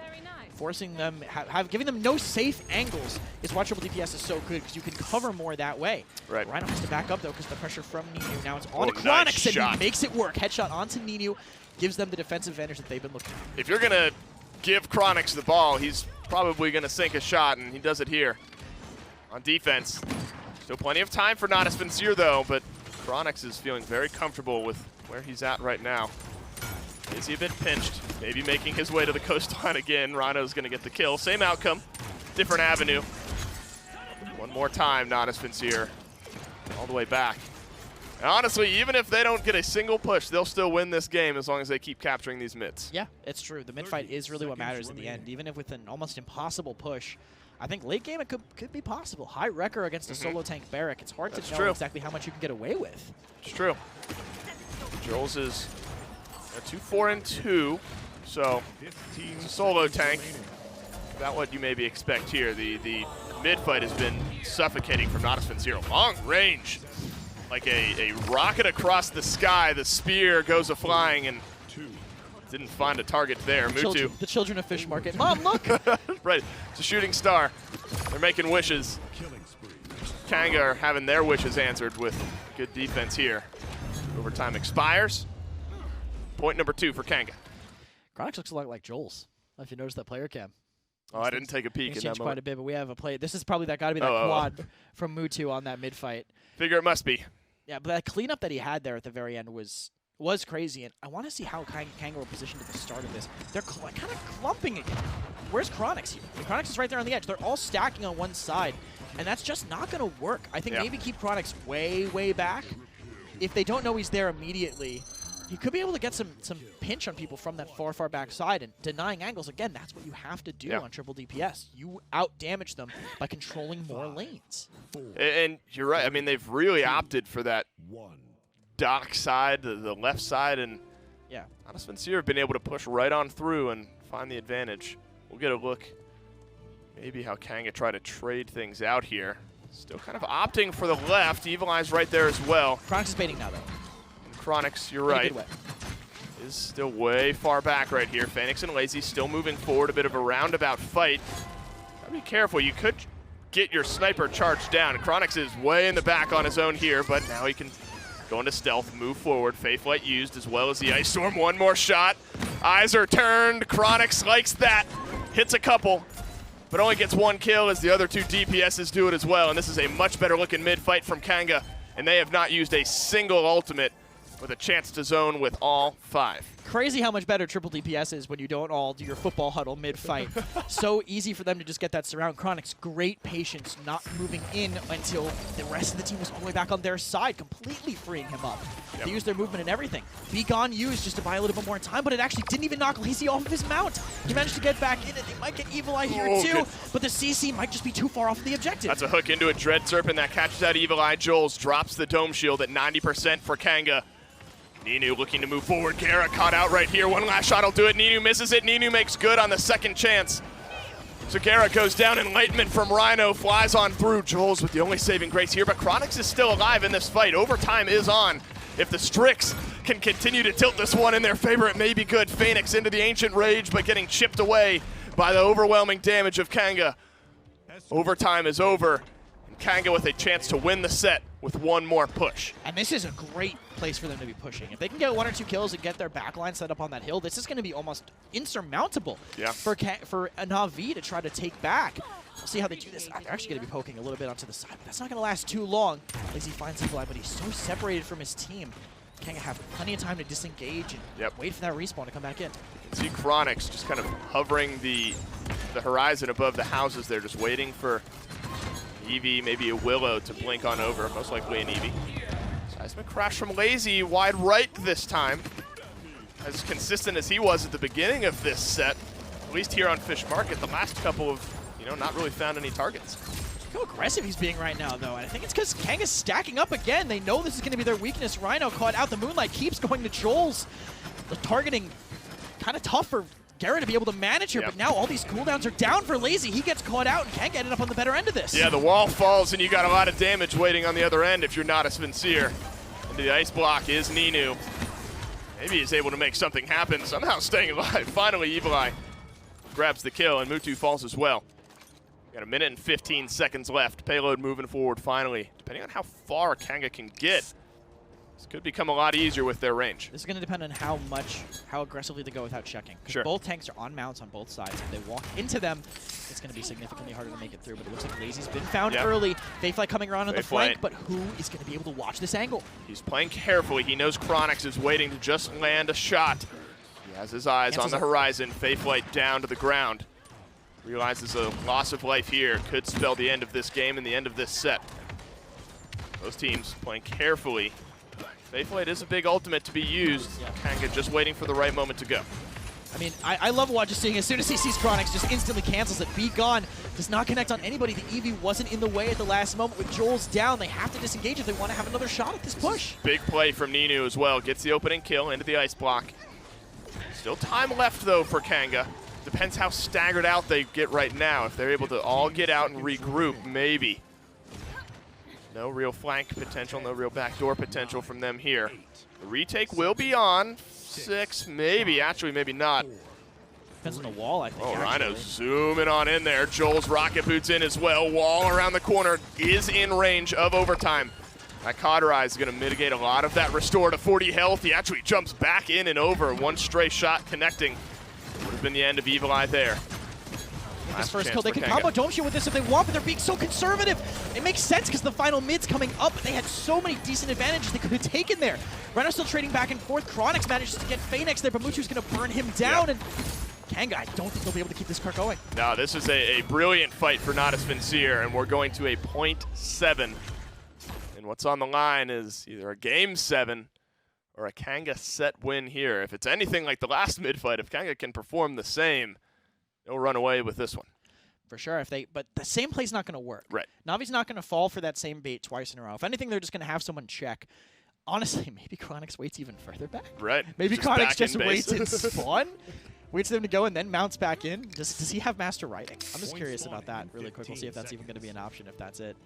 Chronix does not have Master Riding, but he has slots. He can buy Master Riding 1, but that's not going to really make a difference. Right.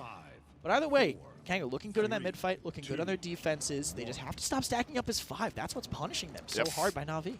Well, you can see how effective their defense was when they were nice and fanned out. Yeah. Granted, the area's a little different on the defense, but same principle. There's a Lazy kind of sneaking around the corner, grouped. Evil Eye still mounted, down underneath. Faithlight looking for some value. Dead Zone goes up onto the high ground. Chronix is still way in the back. The rest of the team is fighting out of his line of sight, though. Lazy gets the first kill. Mutu's Faithlight expires.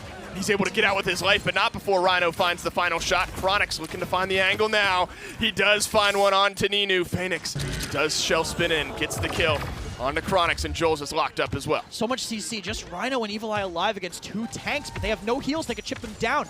Luna manages to contest for a little bit. The stun chases down Lazy when he gets around the corner.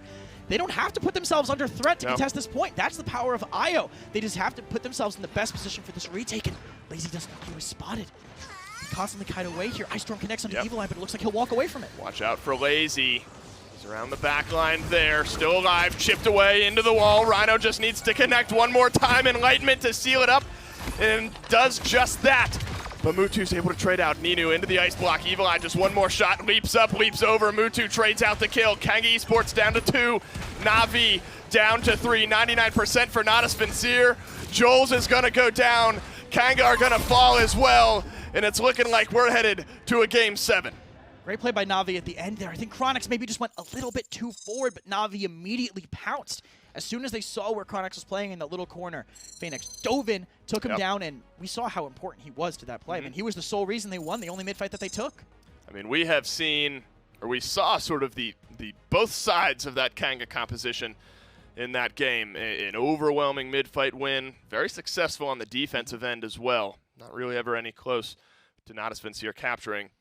But now you do kind of have to look at emotion, momentum as you move forward to Game 7. If you're smart, you just kind of take it on a game-by-game basis. But if you're Kanga, you have to be thinking, we could have ended this one 2 games ago. I mean, you always say that every game's a best of 1, right? This is as best of 1 as it gets. That's right. Best of 1. That's what we got. Who wins it? Wait to find out. Respawn, the official gaming chair of the Paladins Premier League.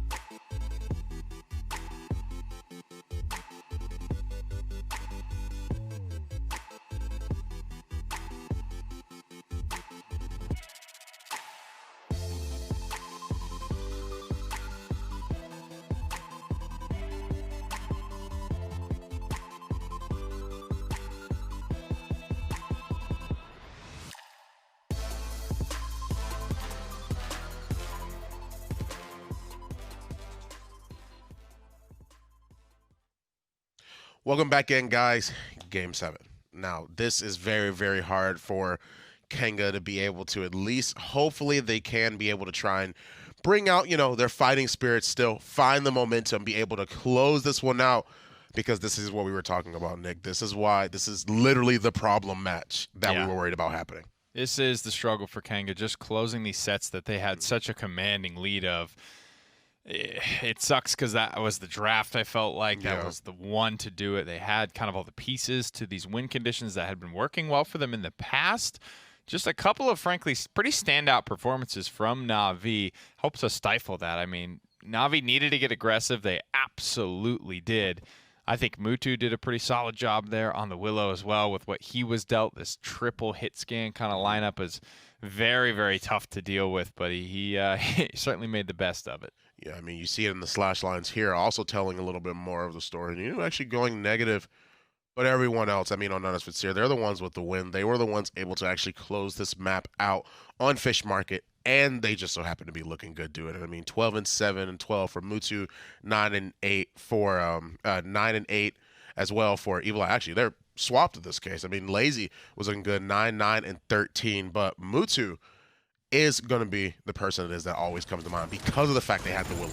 And it's the matchups that he fought into, as well as the way this Kanga composition plays on Fish Market. They have this dog to throw on the point. They don't need to just offer up a corpse to the Blood God and put it out there in the wild on the objective. That's normally where Willow's going to be most useful, is just this sort of grounded pound onto the point tank who can't really do anything about it.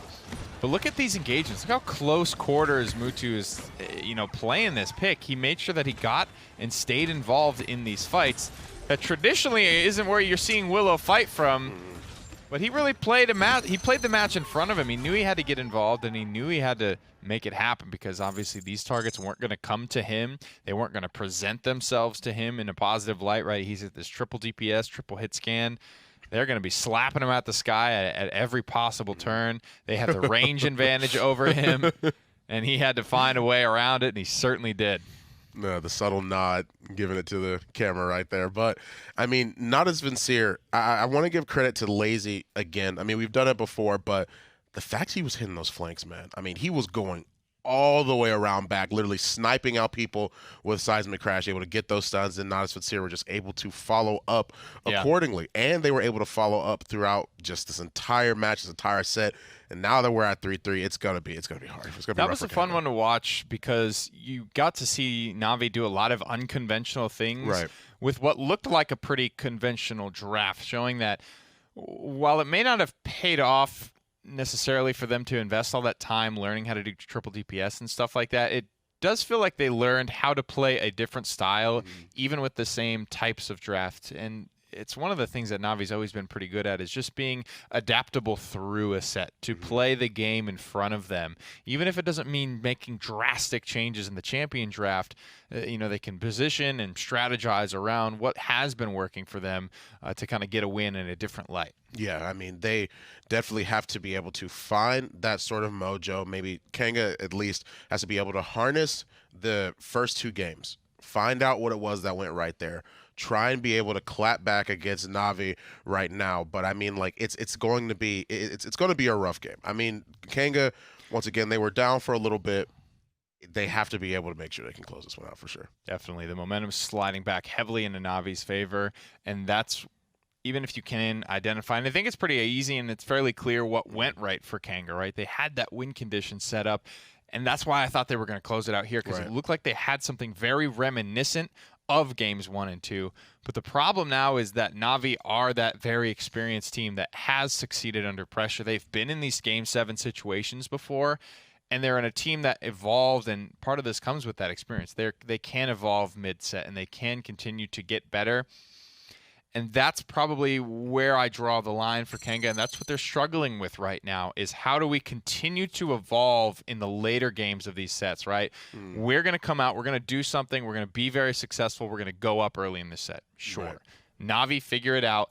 They kind of change the game plan a little bit, and then they start to take wins. The fortunate part about it is we got the first 2 wins, so we just get to losers pick our way out of it. I don't know how much that's helping them at this point. We're headed to Ice Mines. Everybody kind of knows how to play this one. This has been a fun map to see evolve this year.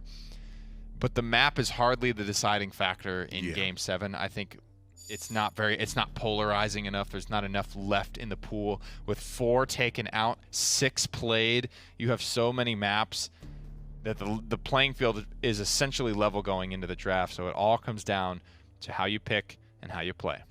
Atlas, Willow, first 2 bans for Kanga and Na'Vi. They're considering more and more options, of course. Who might they want to try and go for here? Who do they want to take out of Kanga's pool, considering the fact that it is Na'Vi's ban? And I mean, Ice Mods. We've seen a lot of different characters on Ice Mods. We've seen a lot of flexibility. I mean, we've seen Drogos, we've seen Terminus. While ago, we've seen Dredge. I mean, it's definitely possible to bring out a lot of these different characters, but at the same time, of course, I'm sure that these teams are, since it is Game 7, they're going to stick to the more, I guess, conventional picks. Definitely try and hammer home their character favorites for sure. Okay, BK. Bomb King ban. Interesting. Evil Eye can be very effective on both the Combustible Drogos, the Bomb King. There's a couple of select things here that are niche to Ice Mines, Combustible Drogos being one, Terminus being another, like you mentioned, and Bomb King as well. So many choke areas around the objective where characters like Bomb King, who can spam around corners, drop grumpy bombs, all that sort of stuff is invaluable. Victor and Strix still super strong here for Chronix as well. Strix might not go early, The sanctity of the wild. but I think there's a chance he does go. He does get drafted. Cut it too much for you, Bob. I mean, you start off pretty strongly. Double point tank. Yeah, I mean, yeah, that's I don't know, man. Yeah, that's what I mean. I don't know if this is the way. I think Lazy's a good Really? enough point tank to play Terminus, right? I don't know if this puts enough pressure on Lazy to make this worth. Yeah, I mean, I'm a fan of it because of the fact that you have that sustainability. I mean, you've got a Nara who's an extremely good point tank. Same thing for Barrack. I mean, you take away both of those, you force Navi onto something that's a little bit more unconventional, but I do agree, you putting that into perspective for sure. Lazy is a very, very good point tank. Him being able to draft that Terminus, or whoever it is that he feels like, he can definitely make it work. And with a Ying, you have the sustainability, but it's a matter of, I guess, who Kanga are going to pick for these next two, because you have Khan, Drogos, Ying. That's already pretty good to me, despite the Anar Barrack. And if Lazy just ends up on the Terminus, you've got so many lives for Navi. You've got Terminus's first life, Terminus's second life. You can overpower one of Kanga's point tanks, Dragon Punch the other point tank. And I think that's what Kanga's thought process was, is if we get both of the point tanks here, they can only overpower one of them. So we will still have one, and they still won't. But if you have the Dragon Punch connecting, the Overpower connecting, it's a lot of insta-gibbing going on. Not a lot of counterplay that can come out from Kanga. A single breath to Strix take a is life. viable on this map. I said that he might get picked, and he does later on in the draft. So I still need something for Evil Eye.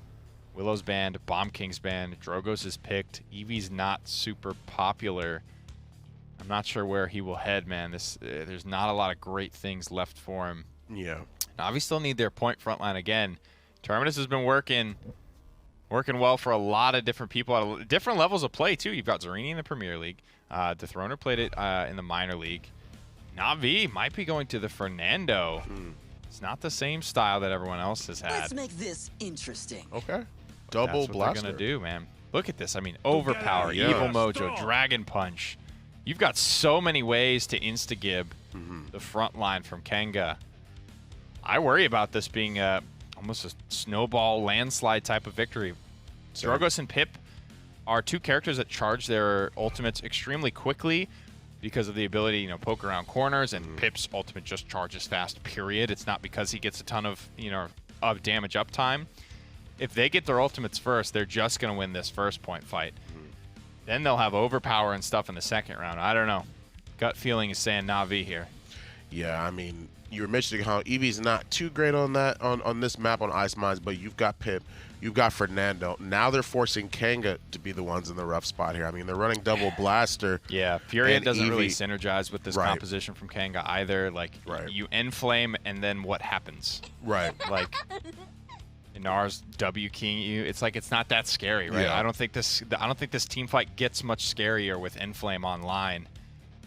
Again, man, gut feeling is saying Navi here. I think they have the more Ice Mines draft. They have so many ways to insta-gib this early, heavily prioritized point front line from Kanga.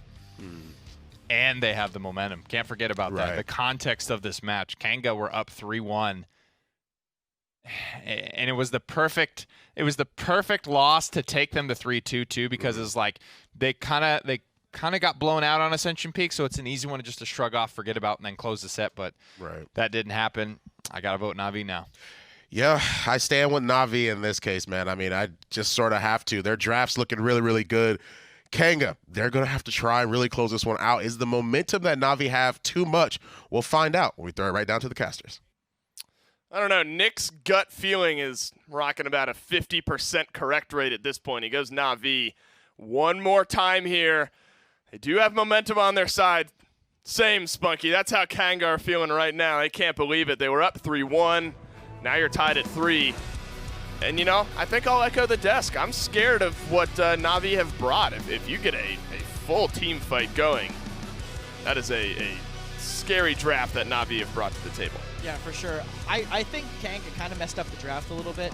I think not getting the blaster in place of the Furia when they already had their Ying. Yeah. That's a tough one. Because now if Evil Eye's champion pool is as limited as we think it is, as it seems like it is with them having to pick Eevee, Eevee's kind of a rough thing. Honestly, if I would pick any champion, any flanker on this map, look at the Na'Vi composition. Wouldn't Talus have been kind of sick here? Yeah, I think it. I mean, if I'm sitting on the desk breaking down the picks and bans, Talus is not even a scratch in the back of my mind, to be fair. But I think in reality, you might be right. I mean, they could have brought out to be a little aggressive, but for now, the aggression from the point tanks just gets punished by Ninu and Kanga. Totally zoned out, but now they haven't even started capping the objective yet. There they go. Yeah, now they're going to get themselves. They're going to surpass Kanga. As Joel is just looking to make some headway up to this high ground here.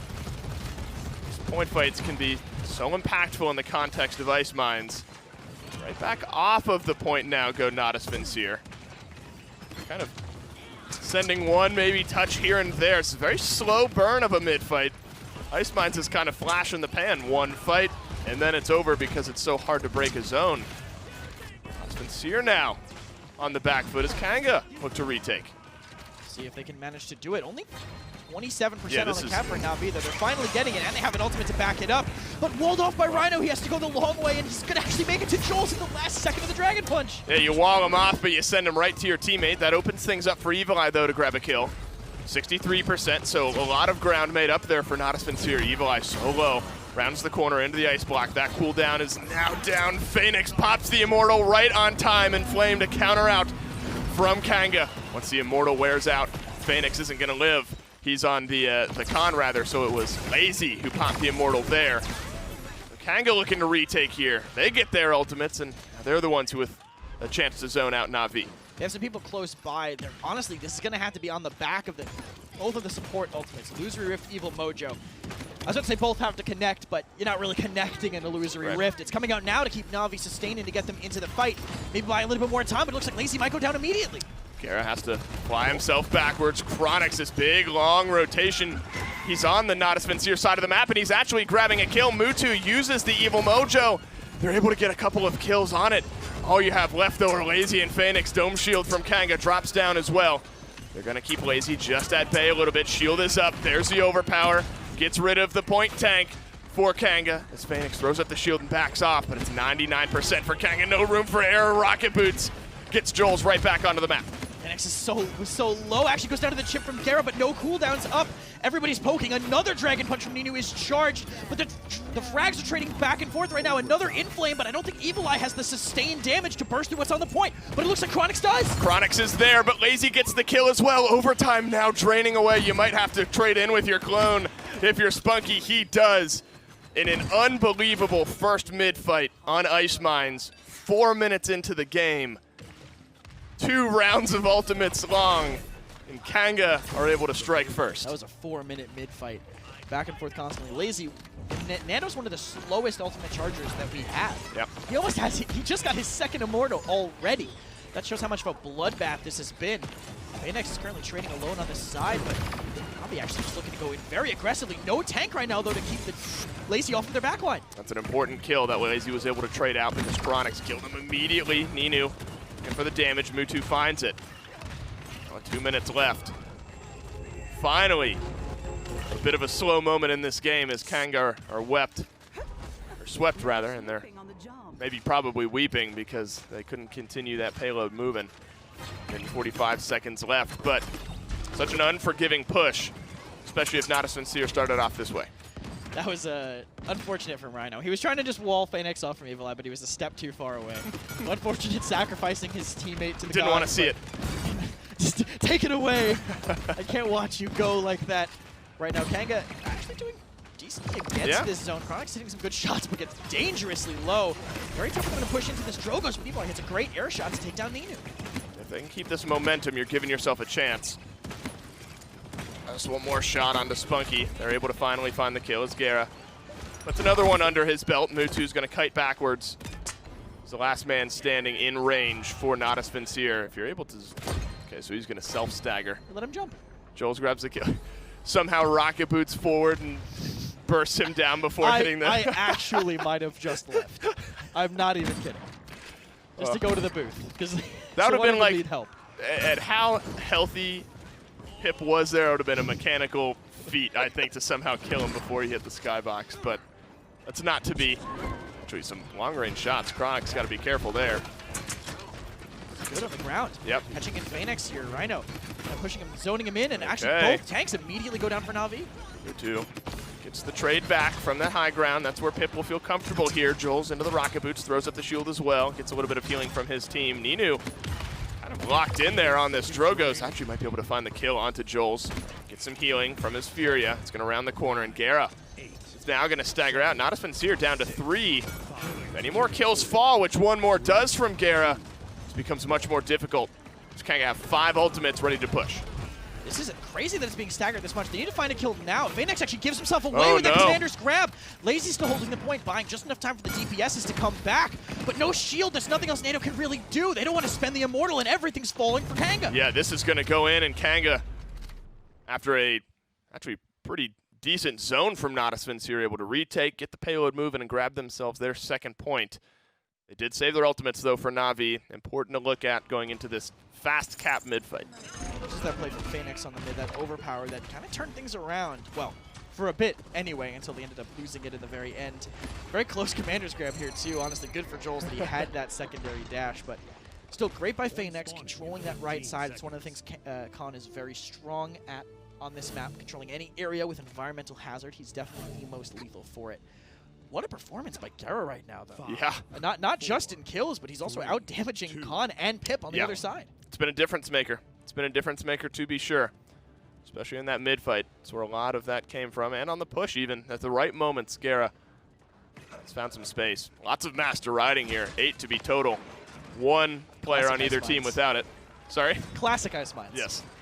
Get there quicker, get some dismounts through the gate. Well, it's sort of like, well, if he has it, I need it. You know, exactly. like That's how it used to be too. When you played a Gnar on this map, you had to be always one-upping them by master riding, or you wouldn't have any advantage running a Gnar. They actually get themselves an advantage, despite master riding being even. Evileye with the Inflame Ice Storm is able to find the first blood in the fight. So Kanga are going to get themselves up to 21%. Skirmish up in the high ground, lots of low health bars. Seismic crash down, finds some great value.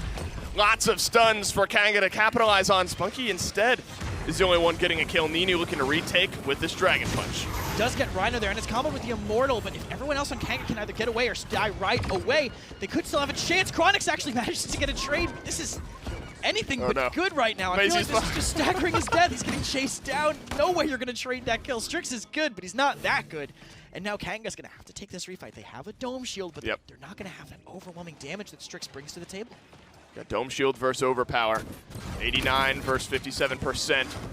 Jules is forward. Jules does drop the Dome Shield, but Evileye gets caught out by Phoenix and wasn't even with the Overpower. Rhino into the Overpower, gonna send him away. That one has the legs. Kanga Esports up to 84%, but they don't have the numbers. And with no front lines, Na'Vi with a chance to tie up this game 7 with a push here. The aggressive play up top was actually fantastic in that seismic crash, but they just don't really have the AoE cleaving damage that you need to get away with it. Na'Vi took it all. Na'Vi has the Pip. Na'Vi has the Drogoz. There was no way for them to actually make that fight work. And I think they just got a little overzealous. Trying to chase that down, Gera added 2 deaths to his total, tripling his deaths in that round. Yep. Now, Kanga have to find something here. They do have great poke. That's their big advantage here. But I think Na'Vi might just be able to overwhelm and shove through. They have a lot of health across their tanks. This is a big one to turn around as well. Remember, Kanga defend here. They grab themselves their 3rd point. And you're playing with house money, at least for 1 round. That's an illusory rift, though, for Natus Vincere to keep their legs underneath them with the first kill onto Evileye as well. Looking good. Skirmish on the left. High ground taken by Natus Vincere and Ninu on the right. Good combustible shot as well. It's actually going to cleave some good damage through Kanga. you're giving up a lot of ground. I mean, Chronix may be able to find a better spot here to kind of hold this defense, but plenty of time left for Natus Vincere. It's also crazy that Fury is keeping up with the Ying against these two tanks that are constantly cleansing Call with their shields. Impressive performance by Gera, not only in the damage and frag department, but in the kill department, keeping all that up there. Now Chronix is in one of the best backline positions in the entire game. Yep. Straight up. I mean, you are invincible. You press S for a second, you are invincible. Wait, I'm taking damage? No, I'm not taking damage anymore. I say no. It's like a kid that you're playing tag with as like some game he made up. And you're like, no, I wasn't it. I wasn't it. I was on the grass. That means you can't hurt me. In the anti-sea bear circle or whatever up top there. Exactly. Just steps back into it. I mean, the anti-Na'Vi square, I guess, for Kanga, for Chronix. It's a combustible shot that could find some value. The turret is a little worse for wear, so is Joel's. Not yet. Lazy forced to dash out. 30 seconds left. No ground made up just yet. Evil Eye finds the finishing blow onto Lazy. A good stun flies on through for Gera as well. Natus Vincere forced to pull all the way back. They have 4 members. If they get any more staggered, this becomes more difficult. But with 20 seconds left, still a chance to get in and contest. Overwhelming defense here. 10 ultimates on the board, and I don't know who's going to be willing to use them. If Na'Vi uses them and then don't push, that's disastrous. They cannot get away with that whatsoever. So they're going to try to make it go as long as they can, but I wouldn't be surprised to see Na'Vi spend. I would be surprised to see Na'Vi spend anything here. You have to decide now. Overtime is on. It's going to go quickly. The longer this overtime lasts, that meter over time will start to melt just a little bit faster. Lazy takes a lot of chunk damage, has to dash himself out. Gera trying to send some healing his frontliner's way. Rhino stays alive behind the wall, but not long enough. Mutu and Ninu grab a couple of kills, but Evil Eye wreaking havoc in the backline is able to damage through the illusory rift, and Natus Vincere somehow come out on top of that fight. And they keep this one at 2-2. I think the tanks were extended a little bit too far to try to pressure Spunky. It should have been back on Evil Eye, but I guess they just didn't want to rely solely on that, so they extended a little bit too deep and just got burnt down. I think that Kanga's not furious about that, though. They did force out the illusory rift. That's a lot of sustain, and honestly, something that's underrated about it is the mobility. That Ying can't use anymore. Not able to go to your teammates. Has to go to the illusions, which means that her movement's going to be predictable. You're able to kind of pre-fire maybe where the Ying's going, have more options to hit her that way. Strix and Drogos, Chronix and Ninu both topping these damage charts right now. And a pretty long gap actually to the rest of the team. I was surprised to see this Pip kind of as far down damage-wise as he is. And, you know, with any sort of bolster on that, Natus Vincere be feeling good. You're right, though. That last mid-fight, Kanga had a great setup, but just not the AoE needed to make good on it. You have to do it just the old-fashioned pick off 1 or 2 here and there way. Inflame for Gera, or from Gera, rather. He's going to start things off for Kanga. Dragon Punch to counter out by Ninu. Flies in, can't connect the wall. Maybe just enough of a deterrent. Seismic Crash hits the ceiling. They do get Ninu nonetheless. And an important trade to be sure for Kanga. Evil Mojo flies on down, or any kills there. He's inside of the dome shield in the Evil Mojo, and Jules is able to pop right back up and get the kill onto Phoenix. Normally we'd call that barbecue chicken, but it's his own dome shield keeping himself alive. Rhino's zoning this choke point pretty effectively, but 36%. I honestly, Na'Vi have all the time in the world to figure out what they want to do here. Overpower also still up. That's massive. 1 pull in a 5v4 is much more winnable. But Phoenix is just coming back now, and they have a chance to deny him of that. They're disengaging so far, they just don't want to give it away. Nobody he gets him! He pulls him while he's invisible! He grabs the overpower onto Chronix, looking for some damage. He's going to find it. You're going to have Illusory Rift as well if this fight just goes on a little bit longer. Great position here for Natus Vincere.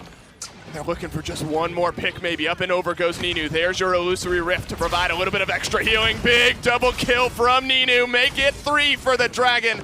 And Natus Vincere, they're going to retake this mid-fight. Kanga Esports are left reeling with little chance to retake. The only ultimate up, and it's the most important one. Overpower saved by Na'Vi that whole fight. Pulling an invisible Strix to pull them back. Wow. With the capture time they had on the point, there's no way they can make it in. Ninu makes absolutely sure of it by swatting Evil Fly out of the air. Now, Na'Vi, they're in a decent position here. No ults really. Kanga's close to a few, but they're moving the cart. Yep. I don't know if they look like they can be stopped here. Need some momentum. You have an Inflame if you really need to stop the forward progress, but They are going to use it. I was going to say you might not be in a position to, but they think that it's fine. Chronix within an inch of killing off the Pip. They do find some picks onto Phoenix and Ninu. How far forward, how much ground can you make up is now the question. Looks like they're at least going to be able to make up about halfway. Lazy is kind of hanging. They know he's there. That's the worst taunt to use if they don't know you're there. You loudly laugh the whole time. I swear I'm not up here. Behind us? A mile away in the distance. No, I think we found him. Navi trying to come back now. They actually traded Rhino out for that stagger, but the health of Navi not fantastic. Pip's a little bit low, but able to heal himself back up, and Kanga have to give a little bit of ground, but now Navi have to walk through this kind of tight choke point here in the front. And, you know, Kanga, I think, playing smartly. There's not, I don't know, I always like to think about the world of backdoors because it's such a funny interaction. Not that they made up enough ground to really fully move into the Navi base. You'd have to be ultra aware of maybe somehow a big flying dragon making his way through. Not to be, though. All a moot point as Evil Eye is able to grab a couple more kills with a minute left. One more stagger out here for Natus Vincere. This is big ult charge time right now. If you're Kanga, you need to hold on to this defense and get those ults ready. Specifically, Seismic Crash. Rhino had a fantastic one earlier, yep, but they want to have it back with this next mid, or at least get it close enough where you'll have it within 5 to 10 seconds. You need to have all the resources you can for this super crucial mid fight that's coming up. A lot of credits on the sides of both teams. This is going to be one of the most itemed up final fights I think we've almost ever seen. So many across the board. Gara now holding strong in this choke, applying that damage. Furia, so good at swinging fights, I think, in a lot of ways, not just because of her consistent damage, make you think you can get away with something and you can't, but the fact that her heal is a burst heal at a distance you don't know it's coming. You can think, oh, I got this 1v1, and suddenly 1,200 health, 1,300 with the shield most of the time. And that fight can turn on its head, and I think that's one of the reasons why she's kind of resurged in pro play. The old swapperoo there. They get it close enough. 93% on the Seismic Crash, make it 94 as Rhino gets a double kill to seal up that defense. This is a big mid-fight turn from Ninu on the Drogos. The triple kill just to put the icing on the cake. So here's the hope for Navi, though.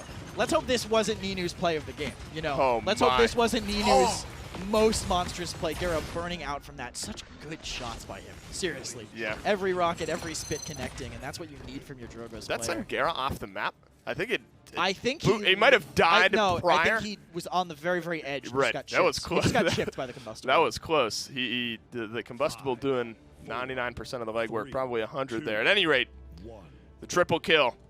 One more point to decide the set. Game 7, point 7. Kanga were up 3-1. Navi bring it back to 3-3. One final mid to end this game. No dismount. No dismount on Ninu, but I guess it doesn't really matter. He dismounts himself to push them back. Illusory Rift coming out very early. Everyone in Kanga's really far back, but they use the they hold on to the Inflame. Yep. So they're going to pop it right away to counter it. Right now holding on the right. Now the Inflame comes out to move in, but what can they find? Maybe Lazy, but the Dragon Punch is going to push them back. One more time, Dragon Punch from Ninu looking to counter. Walls, not enough for Rhino. Into the Immortal as well as Lazy begins to move forward. Kanga Esports getting chipped away. A big trade out by Evil Eye. Dragon Punch flies in. You get the kill, but you trade out your life. Kresnik 63, 66%. They grab the overpower as well. That's onto the healer for Kanga. Things are looking bleak. Natus Vincere may have won 3 straight. They maybe have won the set here. That almost seals it. Nobody in range, and Navi win game 7. On the back of that overpower, any ultimate that just gives you an execution is so hard on this map to deal with. It's so tough once they hold onto it if they manage it correctly. Struggling a bit in the earlier rounds on that Bright Marsh at the very start of this set. I think the ult management from Navi just wasn't there. They finally tuned it up and figured out where they had to connect. I think all the Dragon Punches, most of the Evil Mojos, all the overpowers did exactly what they had to. What a set. What a set that was. And this is one, again, where people are thinking max of, 5, maybe they edge out to 6. But this one goes all 7, and then 7 points on Ice Mines. And it's a weird kind of balance, where as a player, if I'm on Kanga right now, I don't know if I'm saying, hey guys, we went to 7 against Navi, or I'm thinking, hey guys, we lost 3 straight to Navi. It's such a weird balance, I think. I'm surprised you didn't use the hey guys. Hey guys. Hi guys. the they could use some of that right now. They definitely could, but I think you think of it both ways. Like we did it, but we could have done better, right? Yeah. We were right there, overcoming that precipice that we've done in the past, but couldn't do today because maybe Na'Vi is just a better team at the end. Yeah. That means that they can make it there, but making that final jump, that's what they need to work on. And, you know, I kept bringing up standings. Technically, by 1 win, they're behind the Knights. The Knights only have 1 more game to play left this split. Kanga have a couple more, so they can still jump up to that 6th spot. But Nick, I forget what game it was between. He goes, who's going to win Worlds? I have no idea. I mean, if this is how close some of these games are, it's who shows up on any given day. Kanga lose, but a great performance from them. Guys, we still have 1 more set today, and it is NIP versus Virtus Pro. Still a great one to round out this Thursday. But to finish off this set, we'll go back to the desk. Thank you guys so much from the Caster's booth. If you're a Kanga fan, feels bad, man. If you're a fan of Na'Vi, you're sitting pretty right now. Na'Vi 4-3. They're able to take it in Game 7. They did so well. I mean, to be able to win 3 straight and continue that streak, carry that momentum from game to game to game, and eventually take it over Kanga, that's just a testament to how good they are, Nick. Kanga looked pretty resilient as well in Game 7. Have to give them some credit there. It's unfortunate they were unable to kind of get that one wrapped up, but with a strong start, it looked like there might be a glimmer of hope, maybe a light at the end of the tunnel there, but unfortunately unable to bring it back. These damage numbers wouldn't necessarily give away the type of performance that Na'Vi had. I think it really came down to the suite of ultimates they had, right, with Immortals being able to couple for Dragon Punches and Evil Mojos from time to time. Mutu's got to brush up on his pip a little bit. I don't think that's something he's dying to get to. 4 and 9, kind of damage numbers. But for the rest of these guys, right, it was about Ninu, it was about Phoenix this time around. They really played well around each other. Phoenix hit the best overpower against a stealth Strix of 2019. I mean, that was incredible. And again, you look at 17 and 7. You look at 12 and 6, 9 and 6 for Gera as well. Kanga were fragging. Kanga were absolutely fragging. It just came down to control, man. Na'Vi had the better draft, I felt, going into that. So much margin for error with Dragon Punches and overpowers. So many ultimate Evil Mojo. So much that can just delete somebody essentially for free. And then you have this titanic Drogos performance from Ninu, crushing home these big fire spits. That was one kill outright damage. The other kill knocking him off the map. 143,000 damage. This type of performance is what allowed Na'Vi to have this type of draft, you know what I mean? There's not a lot of damage on this draft outside of Drogos, right? They had to rely on getting kills with Evil Mojo, with Overpower, with Dragon Punch, because the interim, you really saw this in the first round, without ultimates, they kind of struggled, man. They didn't really have a lot of ways to kill Kanga. And this was it, man. Through stealth. Wow, man, that is even kind of behind the ice blocks, too. The Sharing Gun activation. As they were walking over to shake hands with Kanga, they were talking about that, about like this particular overpower. And Phoenix is like, I don't know, man. I saw, and this is that stealth change. I saw, and everybody's arguing that these stealth changes made Strix stronger. Phoenix said, I saw 1 damage number pop up from Strix, and I just went for it. Wow. And I got it. And frankly, that was a huge turnaround ultimate. That was the moment that the game kind of shifted, and I was like, they keep playing like this, man. This one's going to be wrapped up nice and neat. Well, wrapped up it is, at least this set is. We're going to toss it right to a quick interview with Lazy and Phoenix.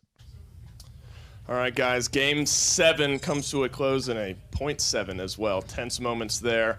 A lot of people, you know, kind of looking at this one, predictions kind of had it at a 4-1, maybe 5-game set. And if you look at the last 5 games, it was the case. You guys win 3 straight to close it out. You know, what kind of changed there in those middle couple of games? You lose a couple at the beginning. Was there a flip that switched kind of that gave you guys some momentum towards the end? No, not necessarily. It's just the early on maps, you know, some misplays happens. Not like fully ready for the games. You know, you have to be like ready at all times because they come at you hard, they come at you swinging. So if you're not ready, you're gonna get rolled over, which is what happened. Luckily, we got like 1 map in between. Otherwise, we had to make the full reverse sweep, which is like not something that's very likely to do. We are not nice quite yet, so yeah. I mean, it also kind of showed like the drafting was so weird today. It's not something you usually see. At least it's not something I saw a lot with Mako getting traded for Strix and so on. So it was very different today. Now, speaking of it being like different, specifically for Kanga, they kind of do a bunch of kind of off the cuff kind of stuff. How do you prepare for a team like Kanga that kind of is just willing to pull anything out? Just play. Honestly, in situations like that, you just play your game. You focus on your own strengths, and that's what it came down to in the end. You know, we were not performing at our best, which is a good sign in my opinion, because it shows a lot of room to improve, which is something you always want before coming into a big tournament like HRX. So I'm very grateful that this happened, and it gives me personally a lot of stuff and footage to improve on, which I'm very excited for. And kind of a different look at things, or a few games actually lazy, where, you know, we picture you on a Nara locking down the point, keeping everything controlled. There were a few games today where they actually sent you kind of forward to play that aggressive kind of point tank up in the face of Kanga. Is that just something you had to read on the game and kind of on the fly made that decision to swap, or is that maybe a new look at a different play style for you guys? I mean, it's sort of a new play style. Oftentimes it doesn't work out, and then you just end up with doing the same like you did previously. But I mean, obviously point tanks has to look in a different way to play, especially when you looked at the MSI when Penta won. They were playing like really aggro with basically everything, even point tanks and everything. And it also showed like how strong it can actually be. 2 quick questions. Is aggression just the way to get it done? Is that just the catch-all best strategy? Not necessarily, because you're going all in. If you don't make it work, you just flat out lose. Last question. Do you need eyeballs to hit overpower Phoenix? No, I just need damage numbers. Perfect, guys. The stealth change is helping Phoenix out in more ways than one. Great set there from Na'Vi and from Kanga. Na'Vi take it in 7, but we still got one more for you today, boys. After this break, it's NIP. I'm about to pass out. INAP, powering the control room for the Paladins Premier League.